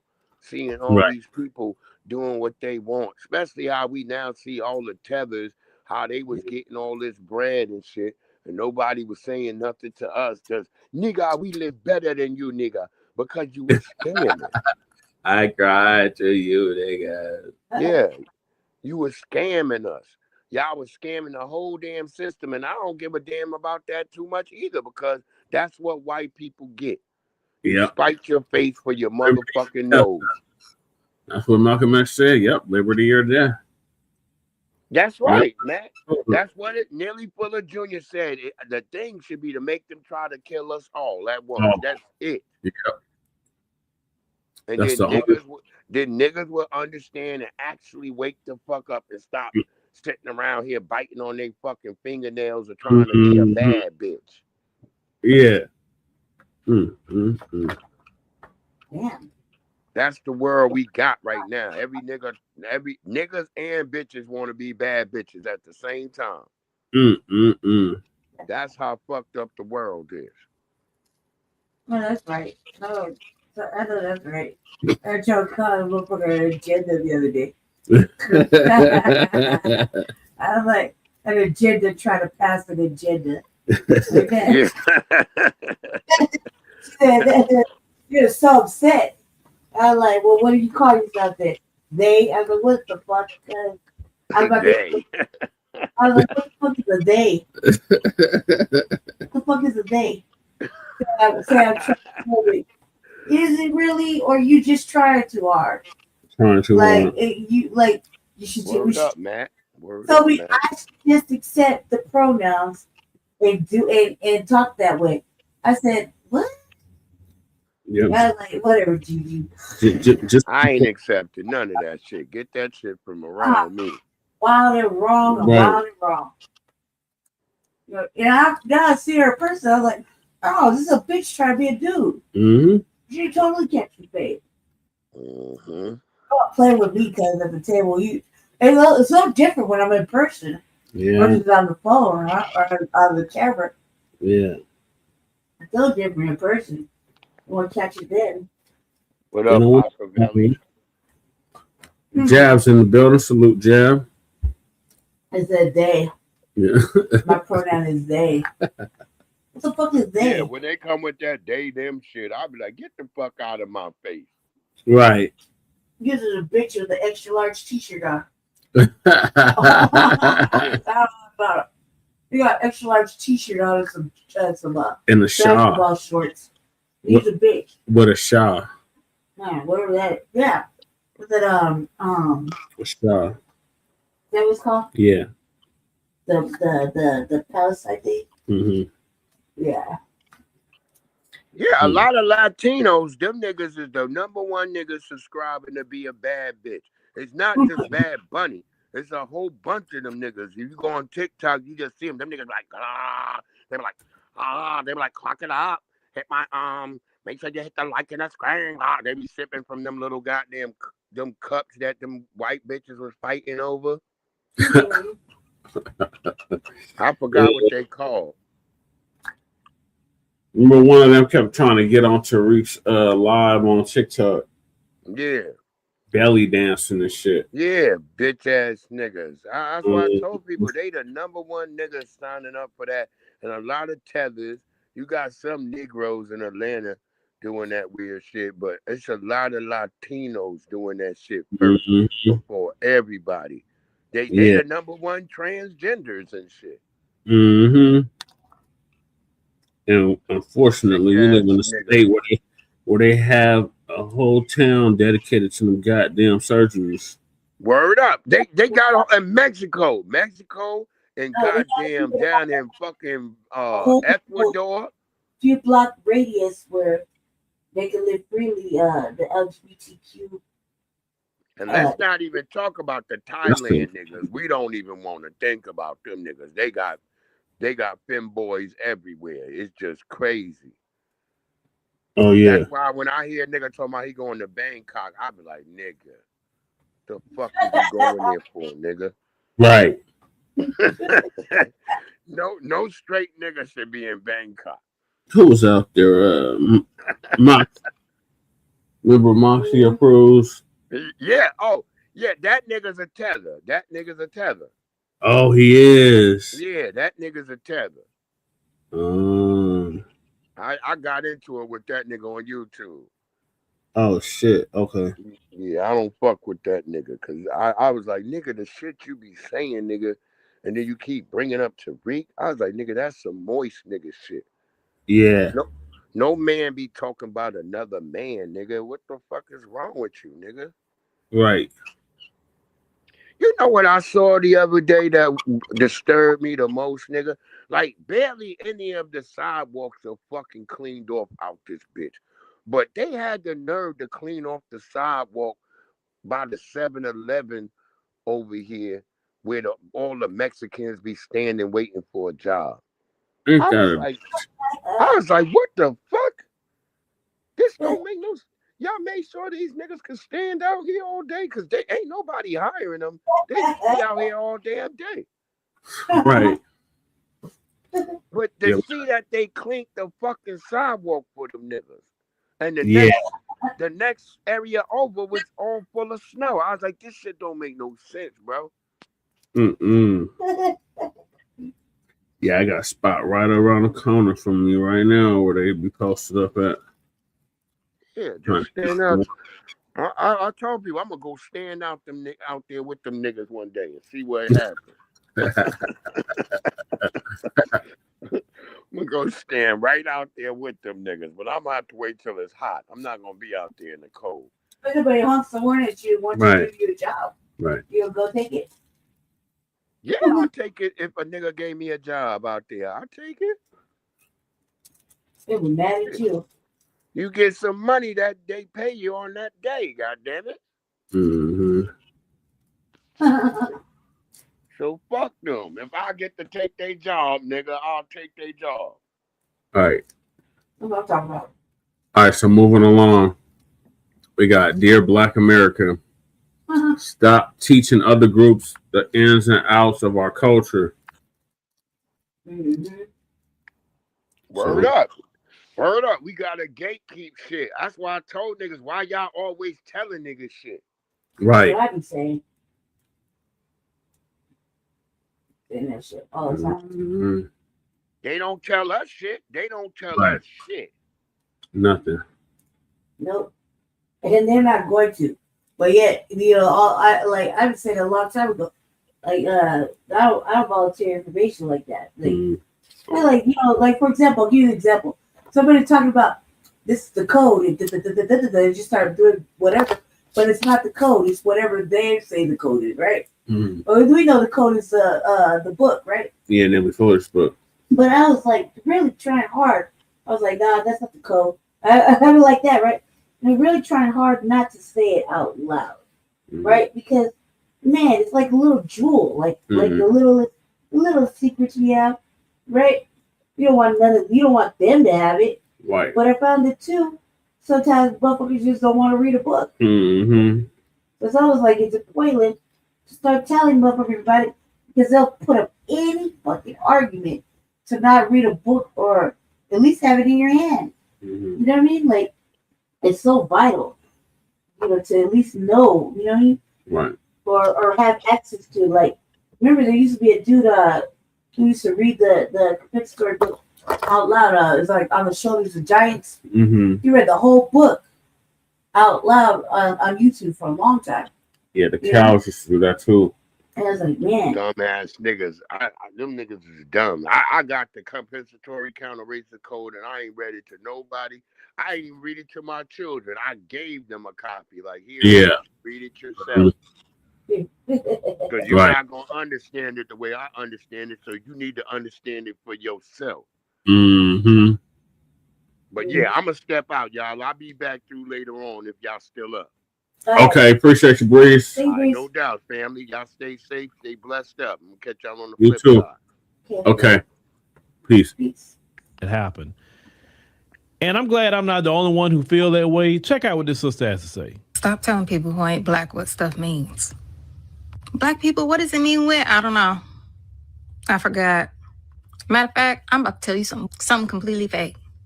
You're not supposed to lose the recipes, and you also ain't supposed to give the recipes out. Gatekeep a little. Y'all telling trade secrets. You're not supposed to do that. Let's go a little deeper here about what this sister just said.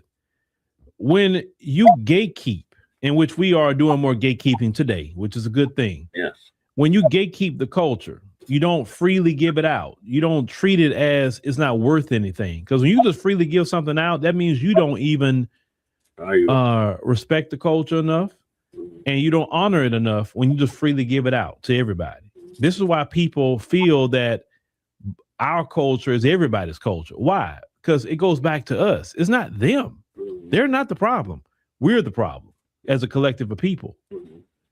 When you gatekeep your culture, when you keep it exclusive to your culture, it creates actually more revenue, for one, because when a person has to go to you to get your culture because they enjoy it, they're going to pay for it. Yep.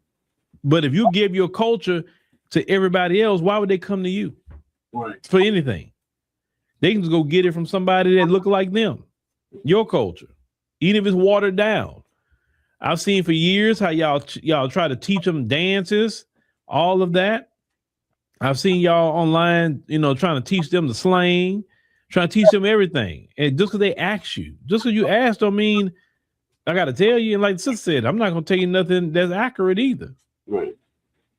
Now, of course, the folks, they love watching everything we do, listen to everything we say, because they really the ones, it's a lot of people, not just them. I don't want to put it all on them. There's a lot of groups. But we don't have to willingly teach anything. And y'all need to get in the habit of that. Right. When a people respect themselves, they do not teach other people outside the culture the cultural nuances. Do you see Asians coming out and teaching all their cultural nuances, their words, their secrets in their community? No, they keep it to themselves unless you're part of that community. Do you see Hispanics doing it or Arabs nobody does that? And I don't know what is it about some of us that we just got diarrhea of the mouth and we got to tell everything. You don't have to tell everything, bro. You don't have to have an answer for everything. Some things it's just a black thing. And that's really what it is. And you don't feel bad for saying it like that. No, it's just, hey, it's something we do as black people. But I'm trying to understand, like, don't worry about it. It's nothing to understand. You know, I'm just going to talk to you in plain English, but I'm not going to tell you anything that what we're saying. I don't talk to nobody like I talk to another brother or sister. I don't do that. I talk to everybody with a everybody voice, right? Respectful, everything. But when I come to the brothers and sisters, hey, brother, hey, sister, other groups of people, I'm like, how you doing? And I'll be very nice and genuine with you. But I'm not going to engage you like I would engage the community. I'm not going to say certain things to others that I would say in the community, because I'm a firm believer of, even gatekeeping the interactions we have with each other. Mm-hmm. We got to go that far with it. Yeah. It don't matter if you have friends of a different community, be friends with them. But they gonna, you gonna rub off on them regardless, even if you don't teach them nothing, right? But still, we have to gatekeep our culture because our culture has been stolen from for a very, very long time. A lot of these folks right now are making billions of dollars a year off of the stolen Black American culture. Yep. And we can't necessarily stop them from trying to watch and copy or listen and copy, but we don't have to willingly teach them. Right. We don't have to willingly give them the game. And some things you can't pay for. Right. You know what I'm saying? Even if they say, well, I pay you X amount of dollars. No, you don't have enough money to pay me, because our culture is way more than $1. Right. And certain things that we're going to keep within the culture is not for sale. And some people say, well, you're going to miss out on that money. I didn't have it before. So what am I missing out on? I'm not missing out on anything. And not all money is good money anyway. Right. Some money will destroy you. Yeah. I went through an incident like that one time, not taking money for it's something in business.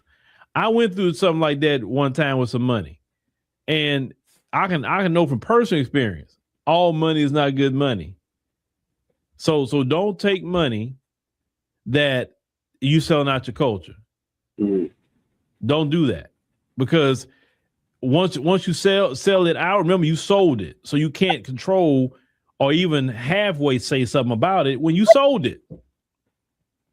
You have to think like that, ladies and gentlemen. Just like I don't like when these Black producers teaching the Justin Timberlakes of the world to try to sing like Black people. Why are you teaching them that? Just produce the record. Don't try to teach them the angles how to sing like us. Right. Don't do that. Certain things just stay to us. You can produce all the records you want for them. But certain things I would not teach them. Like, no, you be the best you. I'm not teaching you to try to be us. Now, when it comes to a Black singer, okay, well, you already know you're on the same page. I'm going to help you tweak it a little bit. You feel me? But we got to gatekeep the culture. The culture cannot just be handed out like that, because that's why people don't respect it. I think the most disrespectful thing somebody could say is tenets of our culture is for everybody. No, it's not. And you got some Black people be like, oh, well, Phil, it's American culture. No, it's Black American culture. And we're going to hold our culture, and we're going to stand up for our culture. We want our culture respected like everybody else's culture is respected. That's basically what it is. So it's exclusivity brings value. Let me say it like that. When you're exclusive, when people can't get access to certain things, it makes it worth it when they finally get access to it. Mm. And that's really what we got to do as a people. We have to do it that way. We have to gatekeep the culture, teach our kids everything with the culture, monetize the culture, definitely monetize the culture, because these people have been making billions a year off of our culture. You talk about generational wealth. That's our culture is our generational wealth. People talk about generational wealth like it's just something that's hard to attain. It's not hard to attain. You can get it through our culture. Our culture is very valuable, but we need to be aggressive and make sure that culture is in Black American hands. That's what we got to get aggressive about. And once we get aggressive about our culture and monetizing our culture, like other groups have monetized our culture, then we'll be doing well. All that money these do record labels, all these different people getting off of Black artists, that's money that belongs in the Black community, not their community. It don't belong in their community. That's ours. They don't even have singers like we have, or hip hop artists or whatever that we have. They don't have nothing like that. Not in abundance. I mean, all they got is people like Eminem. That's about the best hip hop guy they had. You know what I'm saying? So they so far and few in between. They can't live their life off of Eminem. He's only one rapper, but we have a gang of rappers in our community, and they living good off of those rappers instead of Black people living good off of that. That's our generational wealth, our talent, our ingenuity, our smarts. We need to get our generational wealth. And the only way you can do it is gatekeeping the culture. So let's prioritize gatekeeping. Don't teach nobody nothing and monetize the culture. Okay. Shalom, family. Good to see you all here. Hope you're doing. Listen. Jumped ahead. Yeah, so what are your thoughts on Phil just laid out about us? Stop teaching the other groups the ins and outs of our culture. I think he's right. I mean, we went so long without gatekeeping. Now that we are gatekeeping, it kind of feels nice. So we should just carry on with everything, gatekeeping everything. For the most part. You know what I mean? It's not going to really harm us any. I mean, who hasn't looked at us like sideways for not wanting to say shit, you know? So it's not really going to harm us. It can really only enhance us. Teach us a little bit better about keeping our shit to ourselves. Because these motherfuckers ate off us for generations. Mm-hmm. So, yeah. I agree. Yep, I concur as well. All right, so the next one is about our sister Sonya Massey. May she rest in power. She was unalived by a race soldier, was that back in 2024? And her killer, Grayson,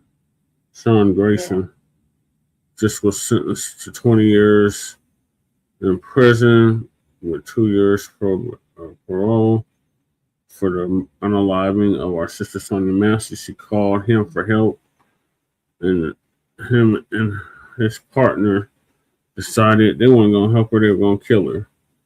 So Grayson has finally been sentenced, so we're going to be covering that. And the hell was my video?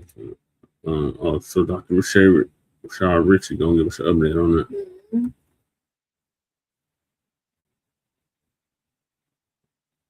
We do want to get to some breaking news, and this is a big one. Sonya Massey's killer has now been sentenced to 20 years. Here's a reminder of the murder case. Massey starts to set down the pot and apologizes. Grayson fires 3 times, striking her in the face. Headshot wounded female, 1078. Prosecutors say Grayson's partner tried to give the 36-year-old first aid, even though Grayson discouraged him. I'm gonna go get my kit. No, she's done. You can go get it, but that's a headshot. Difficult to watch, even though we've seen it before. I've seen it several times. Difficult to watch that somebody like that is in uniform, could care less about life. Sean Grayson, former Illinois Sheriff's Deputy convicted of second-degree murder for the 2024 death of Sonya Massey, sentenced to 20 years in prison Thursday, followed by 2 years of supervised probation. In court, Grayson gave a statement following his defense, for the first time admitting wrongdoing against Massey, 36-year-old Black mother of two who had called 911 about a possible prowler outside her Springfield home. She wanted help, assistance, reassurance. And instead, she was shot dead. No need to get your kit. That was a headshot. Elliot, when I saw the breaking news come across the screen, and this was, waiting for the sentencing today, I said to myself, I'm okay with the 20 years here. Sometimes I don't think they've been charged with enough, but I said to myself, I hope this one gets 20 years because it needs to think about it, but it also needs to be a deterrence to others out there. Unfortunately, it's so rare that these kinds of killings are adjudicated in the way that they should be. So who knows about deterrence? But in this instance, I believe whatever justice looks like in America, this time it was served. Yeah, I would say so. Also, I think that there's, based on everything that's been going on this month alone, there continues to be reports about these agents somehow stalling or not allowing medical care when something like this happens. And I think it's really weird how it just keeps happening over and over again. I don't know what that's about. I don't know if it's conscious. I don't know if they're panicking in the moment and they want to make sure that, they don't get in any more trouble than they already are. But I'm glad that this guy's going to spend decades in prison. I hope he doesn't get out early. I would have loved for it to have been longer, but at the same time, it's at least something. Yeah, it's at least something. Not going to bring back this mother of two who, again, they didn't show up supposed to be looking at her. She called them saying, I think there's a prowler outside. And because she wasn't in his view, Mr. Grayson, now convicted Grayson, perfect. He executed her.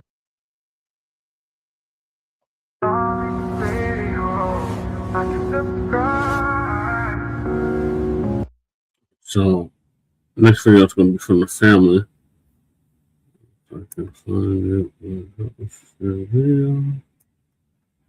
Video.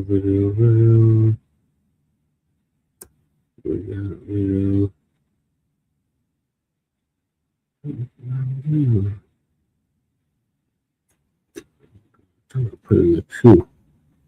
Hold on, y'all.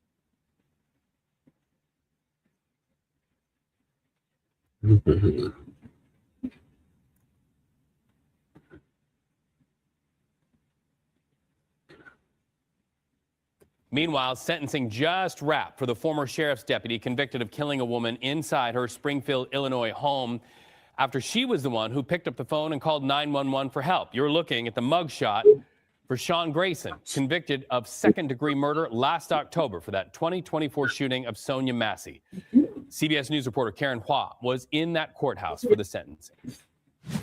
It's been an incredibly emotional morning here inside the courthouse in Springfield, Illinois. The judge ultimately sentenced Sean Grayson to 20 years in prison plus 2 years of mandatory supervised release. This was met with a lot of cheers from the family and also from supporters outside the courthouse. We immediately started hearing chants of Sonya Massey's name as well as Black Lives Matter. In speaking to the family immediately after the sentencing, they made it clear that these are the best case case scenarios given this unfortunate circumstance. Again, they were not very happy with this conviction of second-degree murder in the first place. The family was hoping for that conviction of first-degree murder, which would have yielded a sentence of anywhere from 45 years to life in prison. But given that 20 years is the maximum sentence for second-degree murder, they are happy that the judge ultimately sentenced Grayson to this maximum sentence. Ultimately, they told us that 20 years is not enough, but again, it is the best case scenario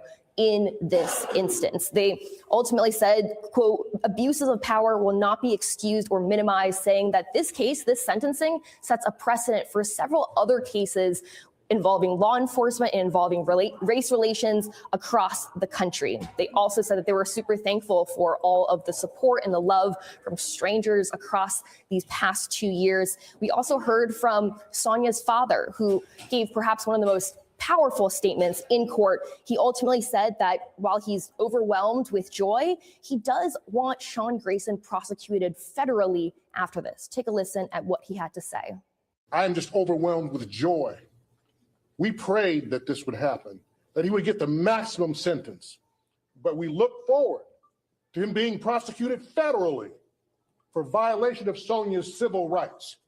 I don't care about who's running this country right now, but I'm gonna let you know that as her dad, I want him prosecuted federally too, so that when his sentence is up here in the state of Illinois, he can begin his federal sentence in the federal penitentiary. Now, ultimately, speaking to several members of the Massey family, they say they don't believe justice fully exists for Sonya, but now with this maximum sentence, they hope they can put some closure to this chapter of their lives and move forward. Back to you.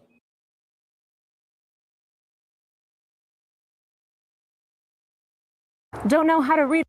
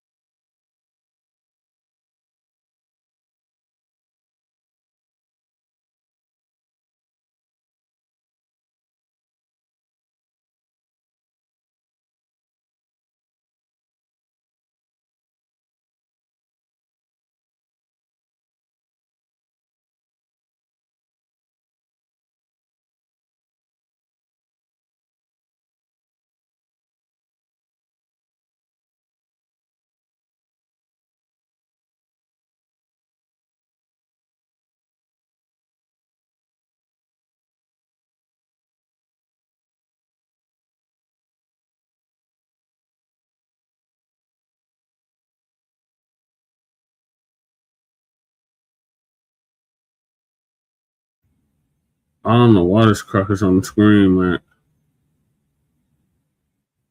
Oh, for the GPS. Sorry.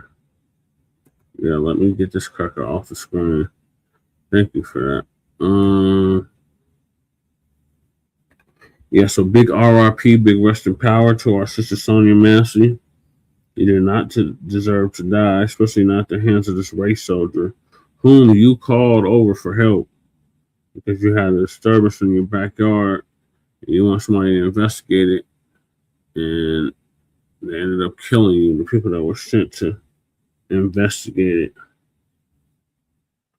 And hopefully they get that civil too. We need to get paid for this. It's ridiculous. But we'll see. We'll keep y'all updated. So moving along. We are down to the last few topics. What this damn tether Rowdy Refugee said about Tariq's Africa trip. I'm gonna find that damn video. Oh, here it is.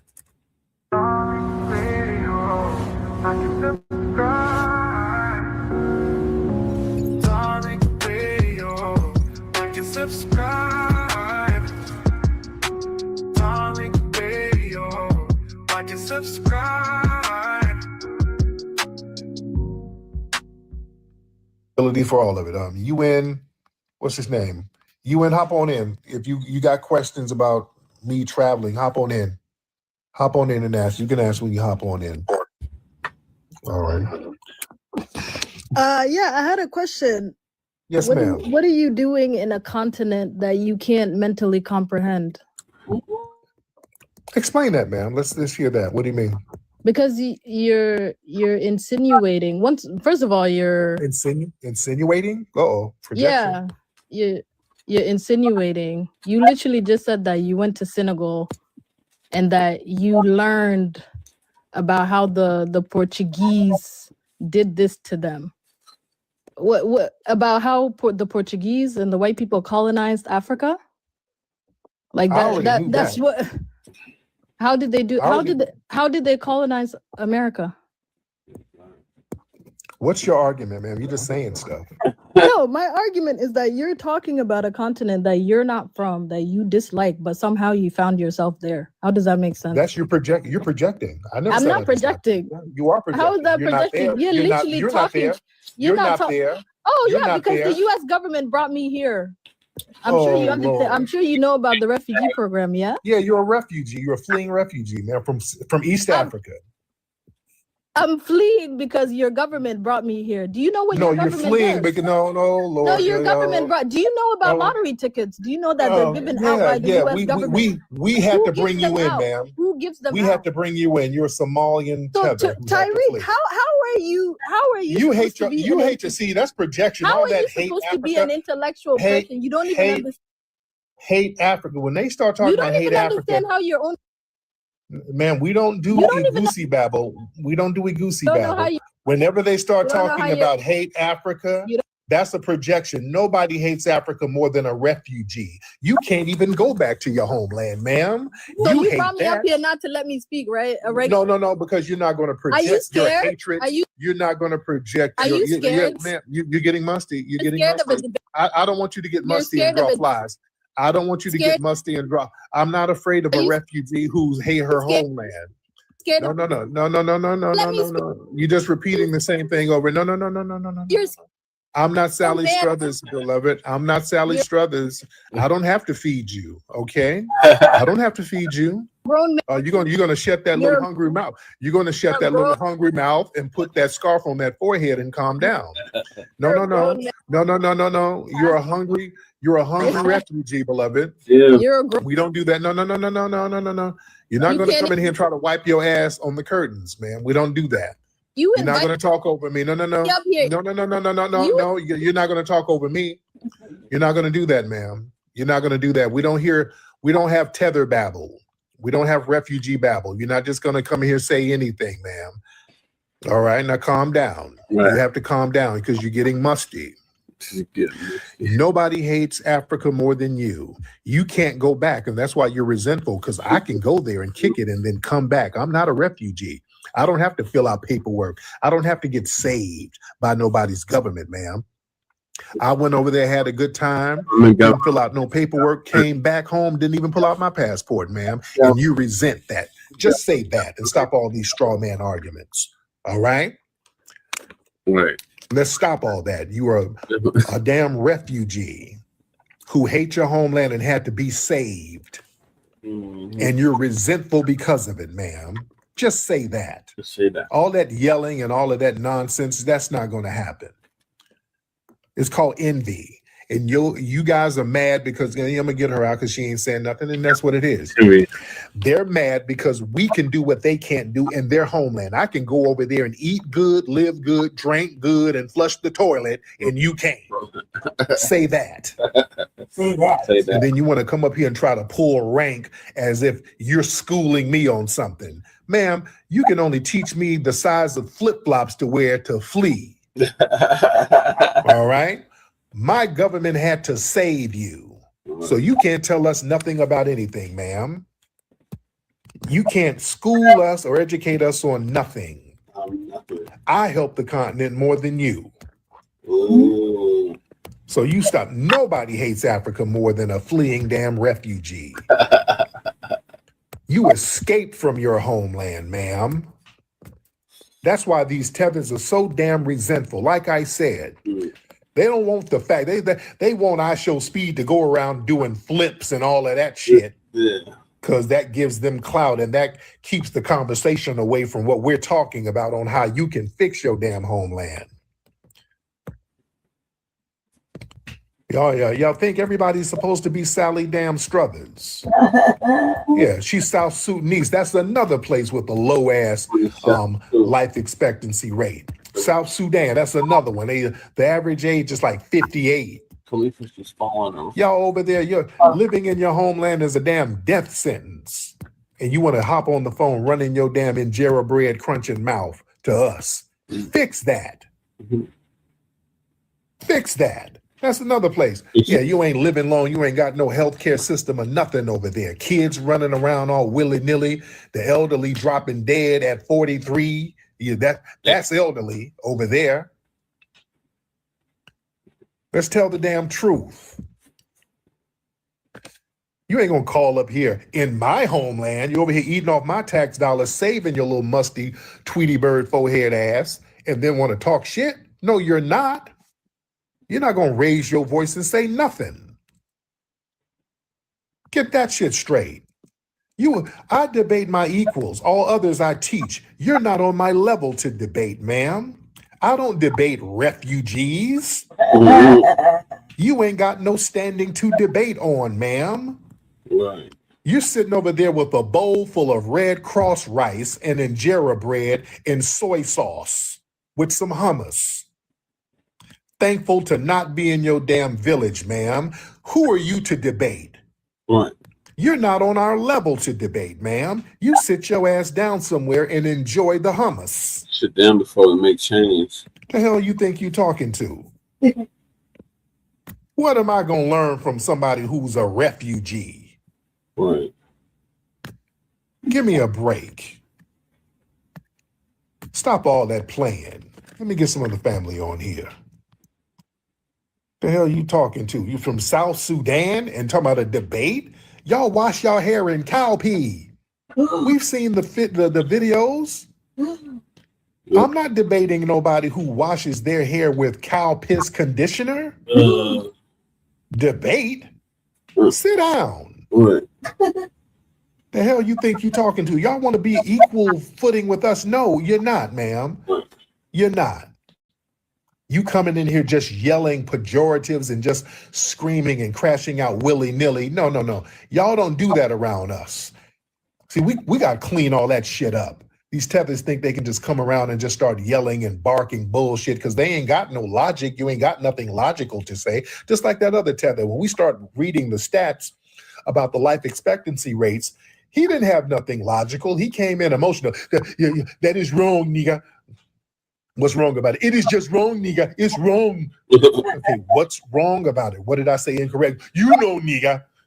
Okay, you're not saying what I said. You're not debunking anything, sir. What did I say was wrong? You hate us, nigga. You hate the continent. Why do you hate us? We ain't doing all of that emotional bullshit. Y'all hate accountability. You hate dealing with facts. Because now you can't come over and tether off our asses no more. So now they hate the fact that we've delineated. So now you're forced to deal with your own culture. You're forced to deal with your culture now and the shortcomings of it. See, everything's all about running from your homeland, running from your culture, running from the problems, running from the circumstances, and we're supposed to clean everything up for them. You come over, the U.S. government brought me over here. Y'all, how come y'all won't donate some money to me? So I Show Speed is over here making us look good. Everything is about us having to bail you out. Damn all that. Damn that. Hell out of here. Good grief. Who else we got in here? Okay, yeah, you just babbling, ma'am. You know, America is everyone's country. What you mean we can't do anything about it? Ma'am, who you think you're talking to? Ma'am, when I was at customs today, it was empty. Y'all tethers aren't being allowed over here like that no more. Yeah, we have done something about it. We didn't cut off the tether train. Oh, yes, we have done something about it, ma'am. We've cut off the tether train. Ma'am, they're rounding y'all up now. What the hell you mean we can't do nothing about it? Ma'am, y'all getting rounded up by ICE now. That's us doing something about it. The hell you think you're talking to? They rounding up your wide forehead ass cousins now. Some of your fellow East Africans are getting rounded up and thrown the hell up out of here now. Oh, we've done something about it, beloved. Oh, you just hate to deal with reality. We've done something about it. That's why y'all begging us for a truce. Your fellow tether, hey, brothers, hey, my niggas, where the FBA's come on out here protest with us? No, we good. We good. No, we're good. Oh, yeah, they about to stop all that anchor baby shit, too. They about to cut all that off. Oh, yeah. Something is being done about it, beloved. Oh, yeah. Yeah, like I said, when I got back into the U.S. today, the customs line was empty, ladies and gentlemen. Wow. Customs was empty. It took me like 2 minutes to get here, to get off that plane and get through customs. Wasn't no line or nothing. Oh, yeah, something is being done about it. Oh, yeah. Come on now. Yeah, the tethering is drying up. Yeah, that shit is drying up. All right, let me get some more folks in here. Man. Let's see who we got. All right. Oh, yeah. Oh, it's going down in February. Oh, yes. February is going down in February. Dude, I'm telling you, when I got back into the U.S. today, because usually when I travel and go through customs, it's always a long ass line, and it takes about an hour to get through usually. It's always a long line. Dude, it was a ghost town. Yeah. I flew, what'd you say? Did I fly from, what'd you say? Did I fly from Senegal to, yeah, I did. Yeah, it was a straight flight. I flew straight to New York from Senegal. Yeah. Yeah, that was the only place that had a direct flight. That's why I just kind of stayed and kicked it in New York for a couple of days, because if I would have flown back home to LA, and I'm going back to LA in a couple of days, it would have been like a 20-hour flight. I would have had to stop over a couple of spots, and I didn't want to do all that shit. I didn't want to do all that. But I got to Senegal. I flew in from Turkey. I was up in Turkey for a few days. So I flew down to Senegal because I was up there. It was kind of snowing. And I said, man, before I go to the crib, I want to go somewhere warm at least. And that was one of the West African countries. I wanted to go to West Africa just to be somewhere warm for a minute.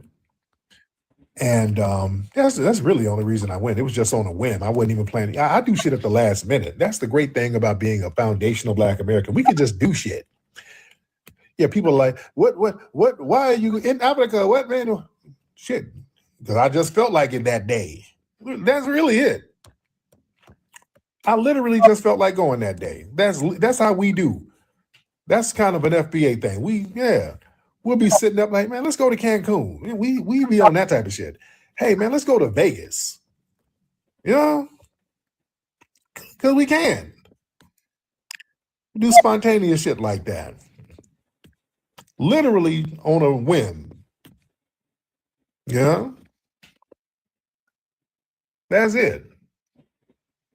They try to make it deeper. The CIA sent you, shut the hell up. When they start talking dumb, fuck out of here.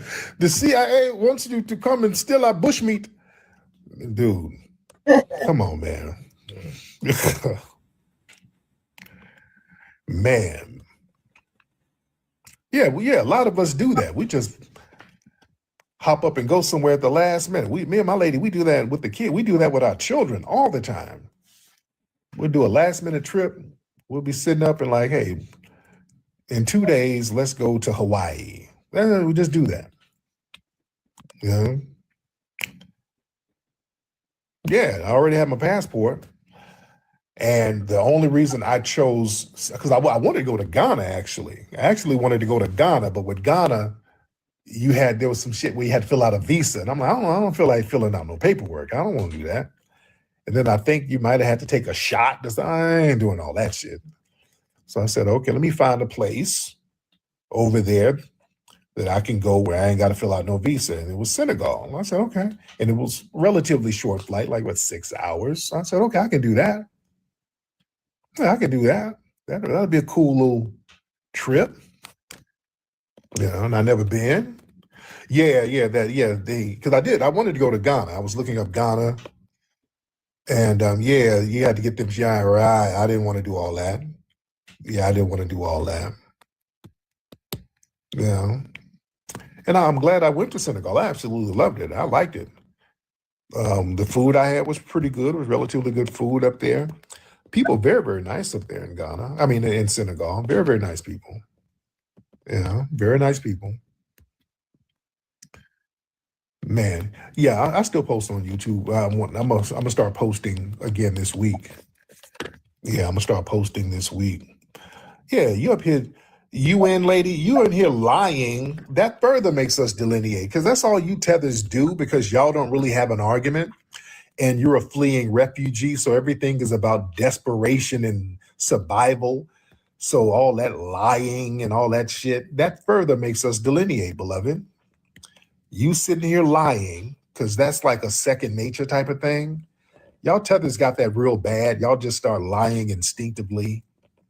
That scratching and scraping mindset, that's that orphan mindset. No parents, no guidance, nobody, no elders giving you the game, teaching you the dangers of lying. You don't have that like we did. We foundational Black Americans, we were taught by our elders lying and scamming was wrong. It's instinctively wrong. You understand? See, that's the difference between the culture. That's why we all don't have no elders like that. See, this goes into the whole elder thing. Y'all don't take care of your elders. They croaking at 58 years old and all that stuff. So yeah, lying and scamming, you don't have no moral base, a lot of the tethers. You don't have a moral base. Whereas foundational Black America, we have that. We have our elders. We got Big Mama, Grandma, Mud Dear. We got that. Family, I'm from an age, man, where not only was lying bad, how many of you are old enough to remember saying the word lie was bad? When I was growing up, my grandmother wouldn't let me even say the word lie. The word lie was a bad word. Y'all remember that? How many? Raise your hand if y'all remember that. Who's that old? Where my old school? Dude, I couldn't say the word lie. I say, Mom, I say, Granny, he lying. What? Don't say, he's telling a story. You don't say that. We couldn't even say the word lie. We had to say telling story. He's telling a tale. You don't tell a tale now. Right, you telling a story. Nigga, lie was a bad word. Yeah. So yeah, we come from that kind of upbringing from the elders. Yeah. Right. So yeah, it's different. It's different. Yeah, our elders gave us a moral compass to go by early on. So yeah, all that just lying for no damn reason, just saying shit, just like that guy called up lying about where he's from and all that. I'm from Senegal. Like, dude, you're not from Senegal. Okay, I'm from Ghana, nigga. It doesn't matter. The hell you lying for? Damn. The trip was great. I had a great time. I had a great time up there. I had a great time up there, ladies and gentlemen. Yeah.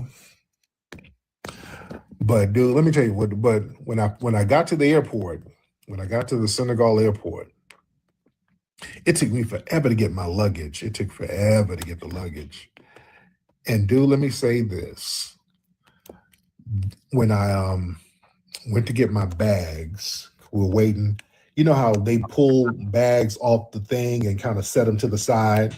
There were a lot of bags.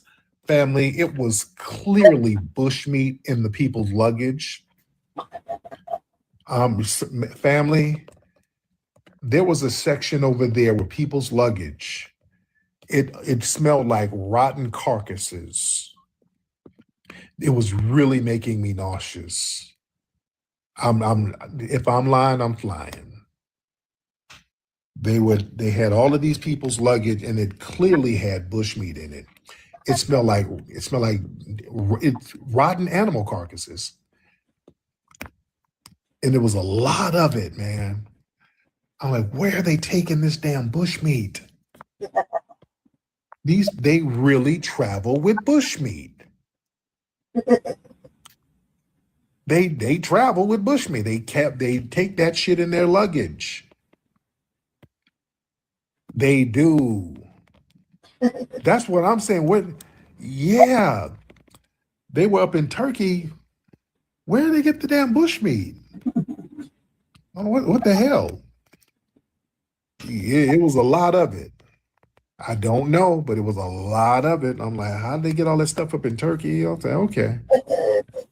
Okay. All right. All right. It was smelling very, very bad. And my luggage was the last one to come out damn near. So I was up there. Oh man, just smelling that damn bushmeat luggage. I'm like, God damn. Man. Yeah, that's a reality. That's reality. That's a reality. All right. But again, but the food, a lot of the food that I had was pretty good there. And I ate mostly at my hotel. Excuse me. I ate mostly at the hotel.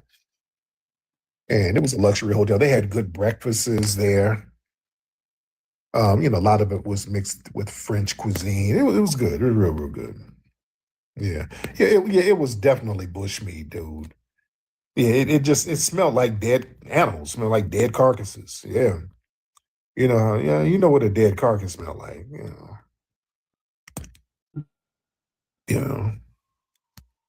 man. But it was all gravy. Who was that saying what? His Excellency? Okay, His Excellency. Hop on, His Excellency. His Excellency. Hop on, sir. Mr. Excellency, hop on, sir. Hop on, His Excellency. Oh, I don't hear you, sir. Yes, sir. How are you? I'm good. Now, who's lying? Who say lying? Yeah. So I'm glad you said you were in Senegal, right? Yeah. Now, who you say lying? You say who's lying? Who you say? I'm lying? That's not the topic. I mean, I just want. No, it is the topic. That's why I brought you up. You were in the chat room. You were in the comments saying right. I'm lying. What am I lying about, sir? Well, what I'm trying to say is that when you go to people's country and then you talk about respect, and then you come back and talk about the comment that you are making right now about the bushmeat, then you're lying, because you can't say that, all the luggages at the airport, it was all bushmeat. You know what I mean? So that's a lie. All right. You gonna tell me what I smelled and didn't smell? Yeah. But you're gonna be emotional right now. Just relax. All right. You projecting. No, projecting. I'm not emotional. You just lied. That's emotional. You lied. You gonna tell me what the hell I smelled and didn't smell? That you said that was your statement. So I went based on what you said. All right. You just babbling. How you gonna tell me what I smelled? I smelled bushmeat, nigga. The hell you talking about? I ain't gotta lie about that. They had bushmeat in their luggage. Not everybody. The fuck you talking about? Right. So these people had bushmeat in their luggage, sir. You gotta be happy that you didn't lose your life. I ain't gotta be happy about nothing. Hold on. Why would I lie about that? I don't have to lie about that. No. Don't talk over me, little old sassy punk. Yeah, that's a reality. Some people, they eat bushmeat over there, and they had bushmeat in their luggage. All right. That's not a lie. All right. The fuck you talking about? How are you gonna tell me I'm lying? I'm telling you what I experienced. All right. So I don't know how you gonna tell me something? Like that's not like that's far-fetched. So have you seen family? Have y'all seen the videos at these airports? They always catching them with bushmeat in their luggage. Pregnant woman, man. Just hold on. They always try to come over here because they don't let them. They can kind of fly around Europe with that bushmeat. They don't let them fly in the U.S. They try to come to the U.S. with bushmeat, and they don't let them. It's literally documented. They do it all the time. Right. So yeah, they had bushmeat. Why are you upset with that, sir? Are you embarrassed that people on your continent travel with bushmeat? Well, here's the thing. Listen, man. I'm here to have a conversation. Sound like you're embarrassed by it, sir. All right. So, are you embarrassed by that, sir? I eat bushmeat myself. So, what's your point? Okay, so why are you acting embarrassed that people will travel with it? See, I'll eat bushmeat at any day, any time, and I do got bushmeat in my fridge right now as I'm speaking. Right. So yeah, that's how not embarrassed. I mean, come on, that's healthy. Yeah. All right. Okay. It might be healthy for you. I'm not even saying it's bad. If that's what you like, that's what you like. I'm just saying it smelled bad. It made me nauseous a little bit going over to that area. It was a certain area where a bunch of bags were, and there was bushmeat in the people's bags, and it kind of made me nauseous. Yeah, when you eat it, I didn't even say it was a bad thing. I don't like it. I don't eat beef either. There's a lot of shit I don't like. I'm not saying good or bad. If you want to eat some hyena hush puppies, knock your fucking self out. All right. I just don't like the way it smells. You should visit Comoros as well, man. You're gonna like it out there. Sir, what would I like about it? It's beautiful. It's a beautiful island. A lot of good food. Great weather. So you will like it out there. Yeah. The French kind of colonized that spot too, and they still got you in a chokehold. Do you speak French? No, I don't. Oh, okay. Yeah. So you either speak French or Arabic. Which one is it? You speak English. No. That's not the native language there. It's either French or Arabic. They speak English as a form of commerce. Yeah. People, I mean, there's people that speak French, some Arabic, some, any other language. So it's not only English. So. Right, but your English is horrible, and you speak English for commerce purposes, sir. So yeah, Britain never really colonized that place. Thank you. Right. Thank you very much. Yeah, it was the French. Yeah, right. See, yeah, English. I speak it just to communicate with you. It's just to do you a favor so we can communicate. So. Right. To do me a favor so you can beg for some more money. Right. Man, come on, man. Let's have a conversation. Like I'm here to see. Like I'm happy that you went out there and you had a great experience, right? I'm very happy about that. So now I just again, it's when you try to talk negative about that's not respect. Negative how? Negative how? Well, when you talk about how you didn't see elders and people die when they're like 50 years old, you think. Come on, man. You don't say that. That's disrespectful. It's the fucking truth. Bro, what's the truth about? So it's the truth. See, here's the thing though. This is why I told you earlier that you are lying because get off my phone, you embarrassed tether. The truth, y'all want people to sit here and lie with your stupid ass. I'm not about to sit here and lie with you. Y'all so used to lying, y'all forget y'all be lying all the time. Because y'all love running around to other people's countries talking about you're the Prince of Zamunda, you got businesses back home, you gonna make your money and move back home. You got this culture of lying all the time. So the truth is offensive. When people start telling the truth, and we're not denigrating you, we're just making a truthful observation, you get offended. Notice these tethers are offended that we're telling the truth about the elderly in their homeland. Again, when I was in Senegal, I didn't see a lot of elderly people. That's either the truth or not the truth. I didn't see them. That's not offensive. There were not a lot of elderly people. And now I see there's a reason why. The life expectancy rate is very low in many of those countries over there. Why? Because they don't have a lot of infrastructures to take care of certain people health-wise. So people don't have the health facilities and they don't have the social facilities to maintain elderly people like that. That's the reality. And they don't want to deal with that. See, that's touching a nerve, because these people, you know why it's touching the nerve? They know that they done fled and left their grandma somewhere to rot. And that's messing with them. That's messing with them. And this, what we're talking about, that's messing with their conscience. That's why they're getting so offended by that. I'm not saying that as a pejorative. I'm not saying that as an insult at all. I'm not saying that as an insult whatsoever. That's a legitimate observation. That's a legit observation. Yeah, they want to call up and vent. No, you're going to deal with what we're talking about. Yeah, they feel guilty, ladies and gentlemen. See, me talking about that, that's like a little dirty secret.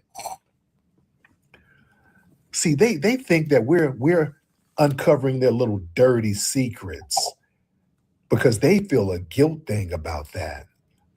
That's why when people get offended real quickly and easily about something that's not being used as a pejorative.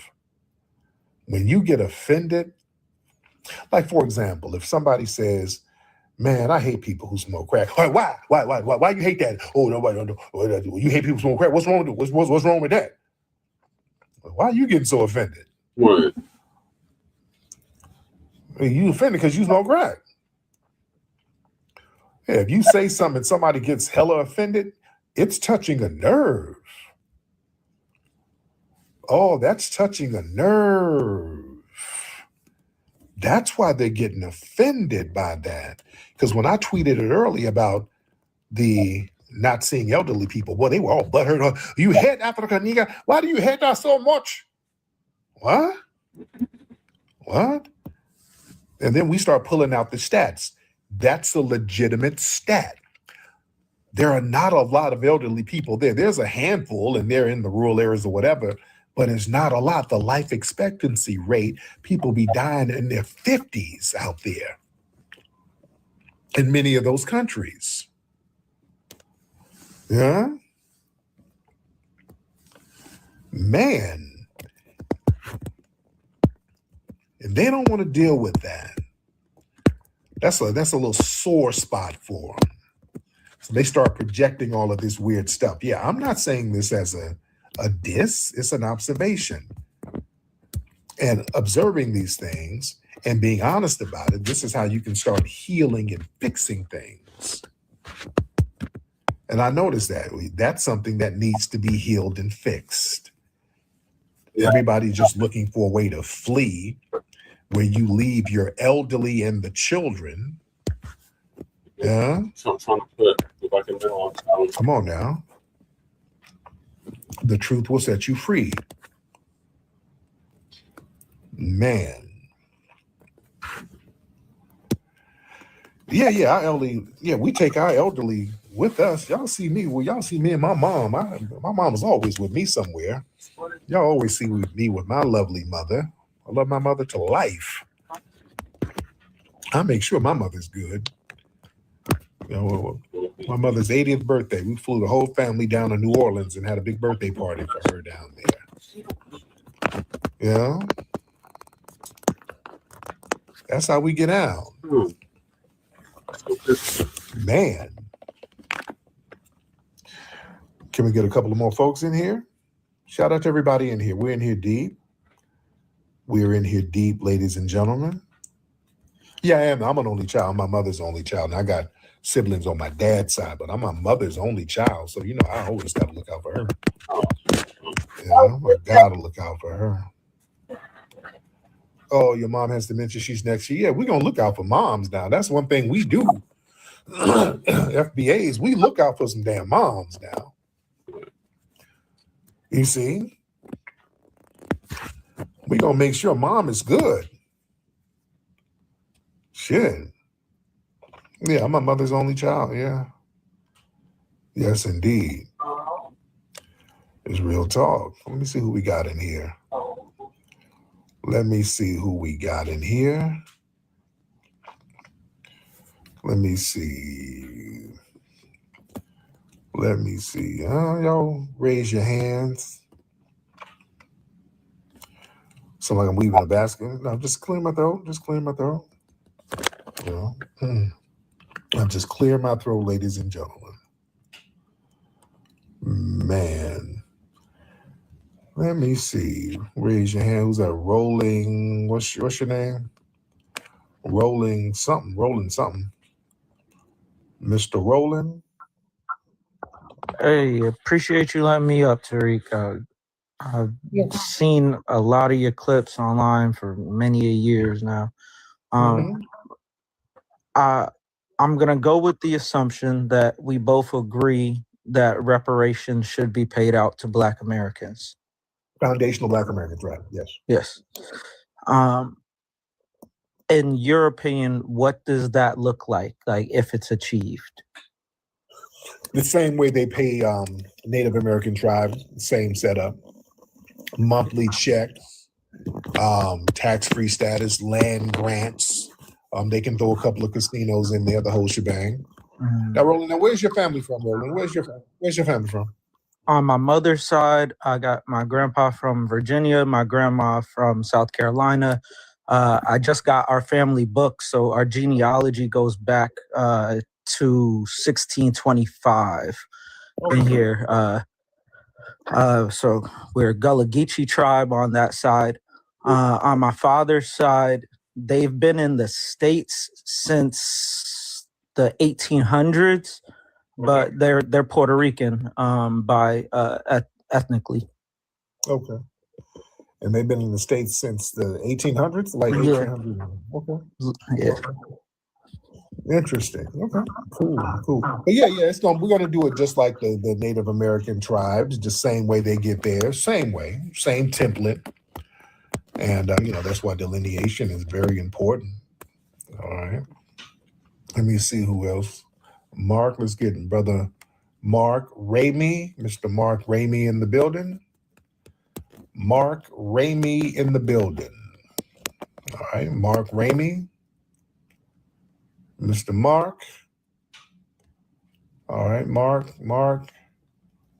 All right, Mark Ramey ain't saying nothing. All right, let's get some more folks in here. Let's get Mason. Let me just try different people. And we're going to shut it down pretty soon because I do need to rest because I got to get up and get me some Timberland boots with this damn snow out here in New York. All right. Because it is freezing out here. I am Ninja. I'm just going to start letting up random folks. I'm going to let up random people, ladies and gentlemen. Excuse me. All right. Who we got? Okay. Let's get. All right. Y'all just start popping your head on in or something. What's up? Okay. We got a lot of people. What's up? Who's this? Okay. Hold on. Who's this? Lovely? Yo, Miss Lovely? Okay, Lovely ain't saying nothing. All right, we don't want to slow it down. Let's get this person. You got a bunch of cartoons in your screen name. I don't know what your name is, but we got a lot of requests going on. Let's get, hold on, I'm just going to invite a bunch of people and see what we do. because now the game is being slowed down by people are in the queue, but then they ain't saying nothing. All right. What's up, sweetest touch? I see you down there, dear. Let's get ZZ. I'm just gonna get random people. Okay. Let me get this lovely person up out of here because she ain't saying nothing. Man, I wish all this snow wasn't out here so I can grab me a pizza slice, man. I got a taste for a damn pizza slice. I'm going to end that there. And I'll probably save the Asylums till tomorrow. So thank y'all for tuning in. End the show now. Thank y'all for tuning in. Make sure y'all join us tomorrow for Frontline Black News. Season 6, Episode 11, Part 1. In the meantime, make sure y'all hit that like and subscribe button for all of our channels. Frontline Black News, Revolutionary Agenda. When the people expect another revolutionary agenda, Lady Tay. I've been late today. We're really late today. Depends on what comes on Friday night. Like the outfit. After that. Breathe. Well, after that. It's 20. I work this week. All right, peace, man. I don't know, sometime today, 12. And Shabaka's Black Experience Enhanced on Facebook and Twitter. Peace, love, light, reparations, delineation, Black empowerment, reparations and Black empowerment, Pan Kuma, and Lady Che. Signing out. Appreciate Bree for coming through. Shout out to Mike 25. Shout out to Twin. Shout out to Jab. And anybody that was speaking and not speaking. So peace, love, light, reparations, delineations, separations and Black empowerment, Chan Kuma and Lady Che. Signing off from the Mile High Acre in a legal migrant flooded city. Peace.